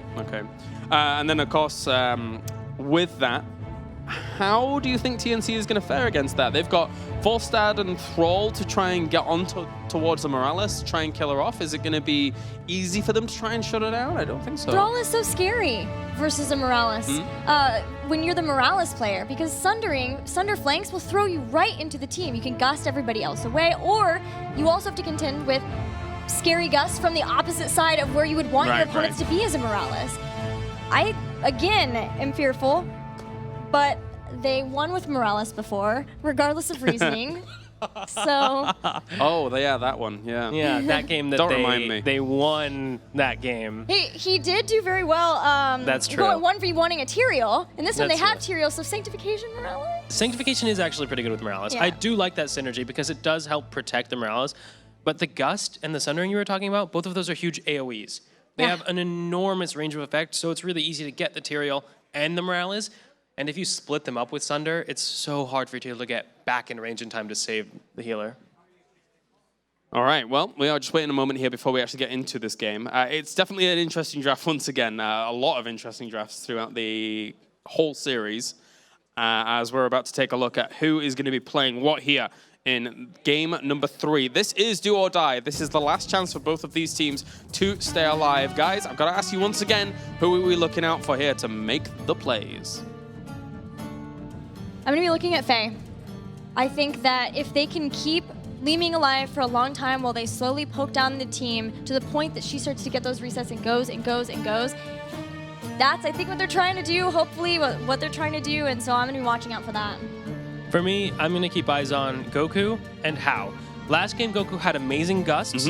If they can emulate the same thing with Sunder or Gust this game to get Morales out of position, they can take these team fights. All right, thank you very much. Let's head over to the commentary desk. It will be Jake and Dread bringing the action from Tomb of the Spider Queen. Thanks so much, guys. This is it, the elimination match. Game 3, one team will advance into a qualification match, and one team's hopes and dreams will be lost and gone. Dreadnought, Jaina once again here on Tomb. How do you feel about that? I actually like her on Tomb. I don't think she's like a must pick by any means, but having the wave clear that's provided by the triple blizzard now, it's only one spell, it doesn't cost too much mana, and being such a wave clear oriented map, I definitely enjoy it. On the opposite side, though, Medic makes a bit more sense here, having the Sanctification to be kind of a baby as well for her, where it's not just constant aggression that we saw in the first game. So we'll see if Iacona is going to be able to make big plays with her in this final game. Yeah, and Kona looked really solid on the Medic. Just great restraint, great safe play throughout that game on Shire. But here we are in a very similar layout map where the rotations are prominent. We'll see how that Medic can work out. Coming out of the gates here for Tomb, you know, the four-man rotation on the side of TNC, as we do have these super strong solo laners, Zagara and Thrall, dueling here in the bottom. Do you think Goku is going to be kind of that big threat in this game, or is it going to be more the false side for the flanks? Because we saw Goku on false side getting monstrous mighty gusts, but he can do the same effect with Sundering. I think the Sundering should be of equal importance as, I mean, obviously you can never say that Gust is not going to be impactful as long as it's used properly, but I think Sundering is going to be a bit more crucial just because if it is, it's not a disengage if you mess it up the same way that Gust is, right? So we need to make sure that Goku is going to be very on point here as the teams are making the rotation through, Iacona keeping everybody up very well. The 1v1 in the bottom half of the map is going to be the Thrall Zag, which is so prominent. Jason's obviously taking a bit of damage here. Goku's winning that so hard. I mean, old Zag would get the additional regen when he's on the creep, but obviously they've changed the creeps and it's no longer about that. And if Goku keeps trading like this, he's already tapped the well. Like, this is not going too well for Jason. Yeah, he it's actually is Hearthing. Yeah, he's got a full back here at this point in time, and that's going to hurt him. He did go with Infest in this game, which is going to help him in his 1v1s, or excuse me, when it comes to the sieging if he's left alone into the lane. I really do like the Infest talent. We haven't seen very much of it here in the North American regional, but it's one of my favorites on her. Okay, well, Tyrael did go down to make sure to collect the gems, collect the experience in the bottom lane. Zagara back in action, but still so far so good for Goku in that solo lane. Tyrael now rotating back up, looking for the fight and getting eyes on the gem count. It is indeed in favor of TNC. It is. They're doing a pretty good job. Again, they have a lot of rotation and kill potential. But speaking of that kill potential, Jason on bottom, Goku's going to miss a Feral Heart, and he'll be able to back out from that situation. But Jaina ETC is a large amount of kill potential. But Mac, as long as Iacona's in solid positioning, nobody should die for the most part. Soray's got the wave clear. Iacona can keep everybody up, so they'll be good. Nice knockback there from Iacona, making the power slide do nothing there. And 16 gems have been turned in total. Jason once again taking a lot of poke, and Goku does have plenty of self-sustain. So he's going to be able to tap the well once more, but that's something that's he's going to have to play a little bit more passively on Zagara. When you have that creep you do have the additional range for, you know, just throwing out the auto attacks onto Thrall, and actually, he ended up backing once again. Yeah, he's doing a good job of bullying him out of that lane, and when it comes to the turn, we do have 16 for TNC. Both teams sitting almost even in terms of how many they possess, a little bit of a zone when it comes to the skirmish as well. But really, this is kind of, I don't know, just a standard, I guess, when it comes to Tomb of the Spider Queen, just because how close those lanes are and how important the gem are, is just send your solos to the bottom half of the map, maybe get a turn in here or there if you can, and then just wave clear, and whoever wins, hopefully get a turn in or at least draining some of the ammo. But no team really is pulled ahead at all when it comes to that, just playing very passive. So looking at Jaina, do you think it's going to be how K1 was playing Jaina yesterday for the Frostbolt build with Icy Veins at 13? I think so. I think we might see... Oh, Tiger actually taking a lot of pressure there. So is Goku, yeah. So actually just barely getting out of there with 2 of their members, finally turning up the heat on the side of Guldans' game. Yeah, I think it'll be a ring as well. Okay. They have a lot of prep for it. As long it doesn't have to be by any means. They can get away with not using ring, but I think it complements onto the ETC with the Thrall as well. As long as Gust is used either way after or very early, they'll be in a really pretty situation with it. But also, I mean, putting a Welly onto a medic is always a great idea, right? Like risking her positioning, the kill potential Buds could have if he gets a deep flank. That is a an Welly? option. That's what you call water? Water Ellie? It's a Welly. News to me. Well, I like it. Sray in the front with the 23 gems. Going to try to turn them in right now as it rotates down. And those roaches are being a bit annoying for Goku, but of course, Chain Lightning can stall out rather effectively. This is a favorable situation right now as Hao is able to push him away, but Zagara doing her best to hold her own. 19 turned in on the side of Guldans' game, but both teams just doing a great job denying the turn-ins. I would really like to see Maw this game. We've seen a bit of Maw and mainly a lot of Nidus as Sray takes actually a bit of poke there. Jason is constantly getting bullied by Goku down there. Such a good job of zoning from him. A third time subs, like, well, basically 5 minutes in.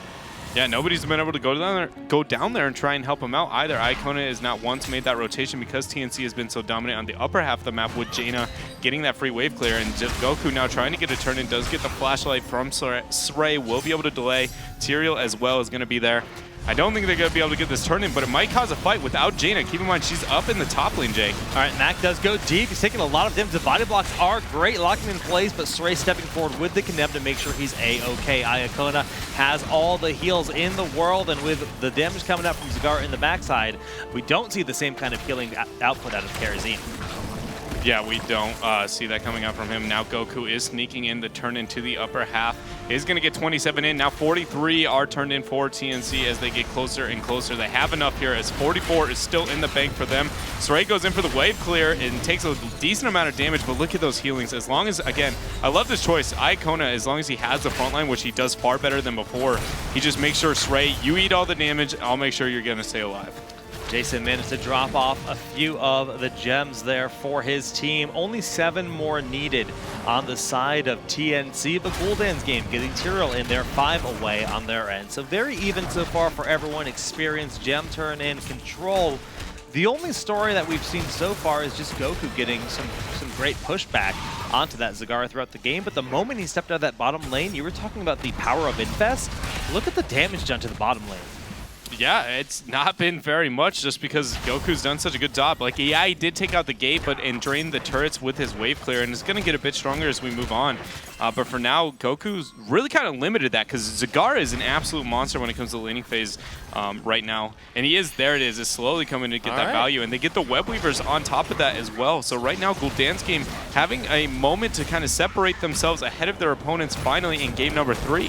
It really feels like the moment Goku left the bottom, though, we basically saw Zagara running around, getting tons of pressure, like with the creep spread, did a good bit of damage, and then that enabled them to get the turn in because once that creep gets spread all around the coffer, it becomes so much safer to acknowledge the positions of the enemy team and then find the openings in their defense of the coffers. Yeah, it is a really pretty position for them to be in, and he's going to have a really good time there on the bottom half of the map in that 1v1, but Tiger JK is taking a bit of and level 10 is here for Guldans' game, so this is something they have to be careful of. They are very close to 10 themselves, but with the web weavers in the front, with their support being low, they have to be wary.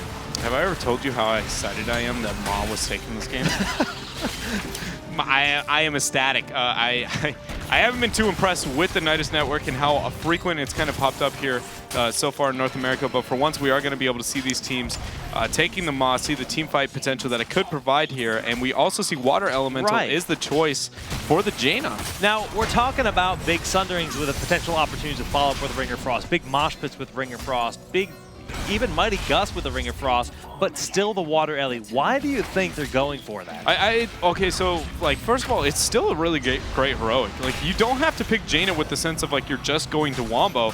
It's just important that he makes sure he blows all of his cooldown into a single target and gets value out of that. And again, Medic, Li Ming, Zagar, they're all kind of risky to that Willy, like, just sitting there smashing into them. They have to draw a decent amount of resources into it. And if he gets a flank onto Medic with that, he will get insane amount of value, forcing her to instantly meta-back.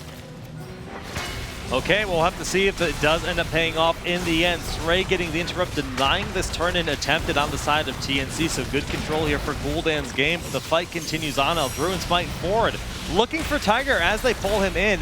But remember, Tiger does have that palm at the ready. All heroics still available, but Jaina goes down. And her falling down is definitely an opportunity that Guldans' game might be able to turn in again. They do have a 15-second window here after already getting the first turn-in and a reasonable amount of damage onto the structures in this matchup. This is a great position for them to be in. So what was for the first two games an absolutely ridiculously dominated game for TNC in the first 10 to 15 minutes of the match, the first time Guldans' game looks good in the beginning half. Yeah, I mean, they've got themselves back-to-back turn-ins with the Web Weavers, now a level advantage, and since some of those walls are exposed, they're going to be able to put on a lot of pressure. Zagara looks like she's going to be left alone. Bottom port will fall quickly. Goku gets pulled into the Condemn, but the palm is there in time. Can he turn around and land that big damage? He's looking for it. He gets the kill on Morales, so no support here for Guldans' game. Condemn once again on 3 members, but Maw doing nothing, and the explosion of Tyrael just hunting for anything it can find, but Guldans' game overstepping their bounds, and TNC find themselves a really good fight. Yeah, that was really good punishing from them, especially with the Web Weavers being down. If they had lost that fight, that could have been absolutely impossible to come back from them. So really good force. I mean, a lot of that was because Zagar was not there. And she tried to make the rotation. She made it a bit late. Falset, obviously having the global, can force it a bit earlier. So TNC making a big play in a time that they absolutely needed it. They have 103 gems stored up with already 43 turned in, meaning they have back-to-back and almost another set of turn-ins. Like, if they can stagger these, they really can gain momentum in this match. Well, they've set themselves up very nicely here. Caught up in experience, just moments away from being on 13 with their opponent's Guldans' game. And but note that they do still have good coverage. Everyone has respawn from that fight, looking to deny the turn-in if at all possible. And the cooldowns are pretty even when it boils down to it. The Fly is very aggressive here. Not too sure what he was looking for. It was Zag. He was trying to get Jason when he was caught out of position, but he wasn't able to get it. Now Blessed Shield coming into play. Tiger JK under a lot of pressure. Sundering. Sundering is going to hit as well, Jake, and JK makes it out.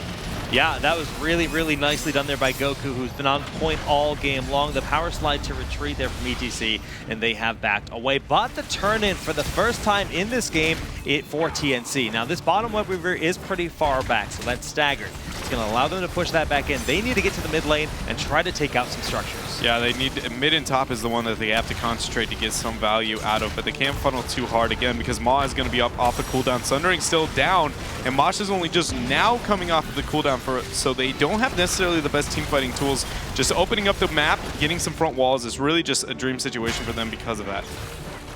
Okay. How does have that global presence, now escorted this bottom Web Weaver forward and finding some of that experience, taking the experience lead in this game. Johanna is in the top, and this just lets them know that they do have a big opportunity to push on forward. The Fly is going on forward, looking for the Mighty Gus. The Sanctification actually gets completely whipped. Great restraint there from our Falstad player, and Tyrael just gets evaporated. So the bottom port will go down. Big damage from the Tyrael explosion, but not enough for the follow-up. Yeah, it was Sanctification, and he couldn't.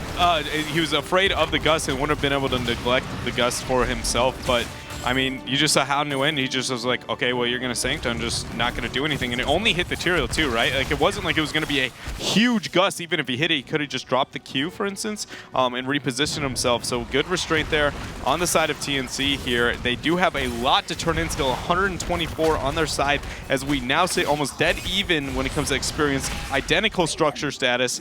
And Goku's being able to sneak in a turn in the bottom half here. That's really good. Goku's going to drop off 20 gems right now. Tyrael's just about 15 seconds away from having that sanctification back, so they're not really at a disadvantage and just doing their very best to make sure they deny the turn-in once more. As Janna re-enters the fray, if she can find the flanks and land the damage, this could be another big fight. And again, Mighty Gust never actually got used, so that's also still very much available. Yeah, they want to try and take teamfights in chokeholds just again because they have Blessed Shield, Johanna Condemn pulling everything in, Ma, Sanctification, very area of effect-oriented things as long as they don't get top-decked and wrecked pretty much by the Mosh Pit, which they should be patient enough. And Iacona should sit far enough back that he can interrupt it himself. And they have great poke, right? Look at everybody on TNC right now just eating all the damage. Iacona in a beautiful position, not afraid of anything, putting pressure into Buds. Yeah, Buds does have to back away. Did drop his Blizzard, so that's a longer cooldown. And it looks like Guldans' game will gain control of this. 20 gems will be turned in from Sray. I believe that's all they'll get right now. Actually, Faye getting 16 on top of it. So that is halfway towards their next turn in. 56 with the top from Zagara, but Sray taking big damage. Water has been cast. We do see the Sanctification getting nullifying that Sundering of Goku. And that is going to hurt them quite a bit because they were relying on that for the engage. Yeah, they were very much depending on that to be successful into the team fight. And with that Sanct, and yeah, he was trying to hit Johanna right before she got into it, but Sray managed to get into that positioning. Now they do not have very many resources. Honestly, the fact that TNC is sticking around for this fight is absolutely terrifying because there was still a Maw available. Their health bar slowly but surely dropping, and now you see them backing out as I expect to see an attempted turn-in if they can get this gems here for Guldans' game. They just need 4 more. This wave in the middle is going to give them exactly what they need. Sray can waltz on up to that top coffer and turn it in for their next summon of the Web Weavers. That's 3-1 right now. It is. The turn-ins here have been very good for them overall, and a lot of it I think just comes down to how good their team fight is when they sit on top of the turn-in. And like, Medic is a support we don't see very often, but when you give her multiple routes to be defended, that she isn't relying on her own positioning is the only way to really do well. Like, for instance, Sanctification is a great tool. She becomes a much better hero, but a little bit of greed possibly by Guldans' game going out and forcing the Gust. Tiger gets 34 turned in as well, so Gust is forced. They're 1 away. We were just saying, or I was just saying, Guldans' game is going to be 3-1 in terms of the turn-in, but they managed to stall it out. And they're very, very close to getting the turn-in. Now, Zagara, great for stalling this out, but Zagara can't stall if she's dead. Maw of Desperation, Jason goes down. A beautiful pick here for TNC. The mosh pit will be interrupted. Not a big deal. They're just buying time for that turn-in and the push-in with the Web Weavers. And so now this is going to be 16 tier advantage for only a short-lived amount of time, but the Web Weavers now pushing. Somebody needs to get to the bottom lane on the side of TNC to make sure that that gains value. Look how big that wave is. That Web Weaver will eat that thing up, and Falstad didn't make that rotation, so sadly, the positioning on that Web Weaver won't be too great, and it's going to need babied, and so that sucks. That's a turn-in that TNC is really not going to gain too much value out of unless they force a fight in mid. Yeah, look at that wave. As Dunktrain would say, that is a juicy wave here in the bottom. I thought he was going to say Dees. He usually says that's a Dees wave. Like, a Dees is his thing, you know? Yeah, Dees is his thing. Well, the Web Weaver in the middle definitely going to threaten this fort. Falsehood collected all the experience and gems in that bottom lane as the Web Weaver will be not doing a whole lot, but the fort's not down there anyways. 1 level advantage for TNC. Can they hold this here? How much damage can they do? I mean, it's looking like none. And I think a lot of that comes down to the fact that they neglected the bottom lane before they backed, which caused them to go bottom to try and baby it, realize it was a bad idea, not get value on mid, and lead to a free clear on both mid and top lane. Now the engage coming out from Sray. All right, the power slide forward of Justin, but How will get hit with the missiles. Great pawn. They're coming out by Tiger JK, keeping the team, keeping the dream alive right now. Still holding on to that full level advantage. Bottom Web Weaver did apply, you know, some decent damage here. Can you imagine if that wave was cleared before he backed, how much value that might get? the dream. That would have been an entire keep from wall at that point if they had kept their opponents a little bit busy here. But because of that, now they don't even manage to take the whole thing out. It got more value than I thought it was going to, so they're at least not losing everything on that bottom half. Sray is trying to force the fight, but he doesn't have the Blessed Shield here, and not the entire team with him quite yet. Keep in mind, they have 56 gems turned in for Guldans game. Power slide forward. That Mosh is still ready, but not going to utilize it, knowing that that Force of Will still a big threat from Li Ming. And we do have the turn-in once again for TNC. So great presence, great push. We're just 4 gems away from Guldans game having themselves a turn-in. They were very, very close to having their third turn-in, but it's actually TNC that get it here. This is the moment. This is the moment where TNC gets a turn-in and actually gets value out of it. You Bottom, think so? yeah, I think so. As long as they play it appropriately here, you see them all going to bottom trying to clear this, so now they're going to be moving aggressively, expecting top to get a fort for free at this point, and they're going to leave mid for a free clear here. So it won't be too great. It will be a decent amount applying pressure to this keep front wall, which is going to be opening up a win condition, not necessarily the ideal lane, but it's finally going to get free forward on top and structural damage on bottom. Alrighty, well, they are definitely positioned nicely, just in covering that flank, making sure no weird rotations happen here. And that Web Weaver has made it up to start doing its damage onto the keep. Sundering is cast, the focus down in. The mosh pit is nice, but the gust actually working against them. Sanctification will keep the rest of the team alive, and now Sray is looking to push on forward. He tapped well, he's moving forward. We have McIntyre bodying Goku into the corner, but Justin finding the peel, and that's going to be a dead Tyrael. The palm once again, very nice here from Tiger JK, but I don't know if it's going to be enough, as there are even trades on both sides. There's a fat gem in the top of the map. Justin finds it with the power slide. He is retreating. Tiger can look for the Radiant Dash, but actually knocked by Medic, knocking him away. Yeah, and that picking up that gem was really crucial. It puts them in a position to be able to get another turn-in, even though they did struggle in that team fight. I'm surprised that went that well with how many cooldowns that Guldans game forced very early into the fight. I didn't know if they were going to be able to do too well with it, and I mean, McIntyre almost completely died, but the Sanctification keeping him alive with Iacona having his a little sweet healing beam onto him as long as possible ended up keeping him up. But TNC still has a large control over this game. Mainly because they've done so well in team fights. Like when you look at the turn-ins here, both teams are threatening another turn-in, but TNC is far closer to level 20 and they have a structural advantage over their opponents. Been threatening keeps. Mid-fort's almost going to be going down as well. They were able to sneak it in the upper half here, so maybe Guldans game can try and make something happen. But if TNC hits 20, which is going to be expected to happen during this phase, Guldans game really can't push in, and this is going to be a wasted turn-in. Well, at least getting the mid 4, maybe getting the towers in the top 4 will get them a little bit closer to 20, so they can at least look to try to even things up here and narrow that window in which they're going to be down the Storm talent. So Sray moving forward. The Web Weavers are here and actually not too staggered. It's actually the middle one. That's the furthest back. But Falstad and Buds here up in the top. How and Buds just completely cleaning it up before it even touches that top 4. Yeah, and that was a really good aggression there from Guldans game. They were able to make something happen with the Web Weaver before their opponents at 20. They still haven't sent anybody but him to soak that lane, so they don't have 20 yet. You see them patiently waiting, but I expect a Flight Gust here, possibly for Hound to win here with the 20 advantage, trying to force the fight into their team, but they play a bit more patient.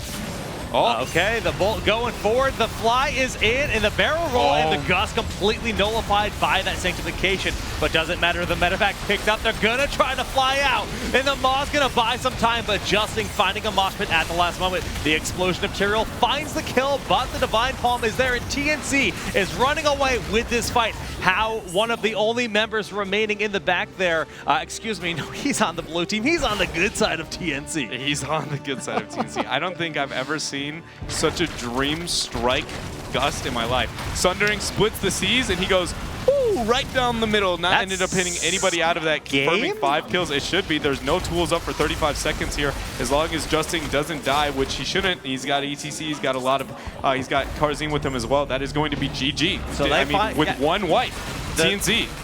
That's it, ladies and gentlemen. Guldans game will be the first team falling out here in Group B.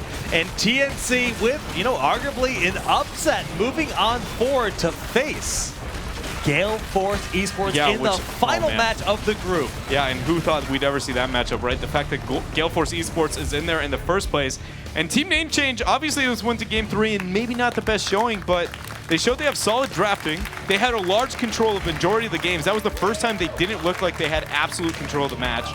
and they still kept their composure, even with maybe not the most ideal engagements, and were able to pull away with it. So I think it's well-deserved. With how we saw Gale Force performing in the first set, I think they might be able to give them a decent run for their money, honestly. I mean, we didn't expect Vox to go It's over upset city, Gale Force either, so who knows? It's any man's game today, it seems. And that's kind of the state of North America after our roster apocalypse that just happened. The expectations were thrown out the window. We hadn't seen Gale Force or an Eventic playing in a while. Sure, an Eventic, they might have gone undefeated yesterday, but Gale Force, not at all their case today. And I don't know, TNC is looking solid. Look at the plays here in this match. Yeah, I mean, Tiger had really good palms that entire game, doing a decent amount, or getting his team to stay alive whenever they needed it here, which is something that a lot of players haven't done with palms so far in this tournament. Right. Honestly, I feel like that's the best Carzzy Paul play that we've seen so far. Yeah. And then, like, we have this attempt of Gust here, but then he baits the Sanctification, which was really heads up, showing patience there.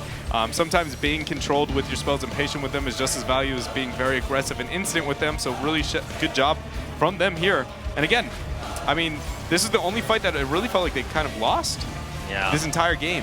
Where they just got a little bit over-aggressive and stepped on forward, even running in with that Kirizim. The palms, as you mentioned, no Rhaegar picked or banned in this game, which is a very, very uncommon thing to happen, but it worked out very nicely for Tiger JK. The medevac, you know, we saw some really solid medic play, you know, but in the end, do you think that might have hurt them? Actually, guys, you know what? We are ready to go with an interview. Take it away, TJ. Thanks very much, guys. That's right. I'm joined by Justin from Team Name Change after their 2-1 victory over Guldans game. First off, I want to talk about Game 1 a little bit. It was a tough loss for you guys. How was the team atmosphere, and how did you manage to sort of keep your composure after that loss and come back for the next 2 games? Our team isn't like cocky by any means, but we just felt like we were the better team, and we just made like really stupid mistakes to throw that game because we felt like we were kind of in control for most of the game, and we just kind of threw it away. So we felt we could still win the other games. Yeah, it's a good mindset to have. And also on Game 1, what did you think when they went ahead and picked the medic? And then, of course, in the later on stages, they picked it in the last game as well. What do you think of that pick coming out from them? We've scrimmed them before, and we kind of figured that they might pick medic, so we kind of picked accordingly. And we had a lot of dives, so we thought that the medic wouldn't really be a problem. We pretty much figured they would go with something else, but they ended up going medic anyways, which kind of surprised us because we had so much dive. Yeah, it seemed like the sort of support metagame within this series was a little bit weird because even in Game 3, you know, like Rhaegar was up and neither team prioritized it. Like you guys prioritized Kirizim over that. Walk me through what the choice between like Kirizim over Rhaegar and the whole choice of supports within that whole match. In the last game, I talked to Tiger, who's our support player, and I asked him pretty much just like, what do you feel is best here? And he said, if we wanted to take fights like just hard engage, then we would want Kirizim versus Rhaegar if we just wanted to like poke. And we pretty much, I don't remember if they had already picked medic yet, but we assumed they were going to, so we didn't really want to take a poke fight with medic. Bye. Yeah, well, it definitely worked out for you guys as you did manage to take that 3rd game.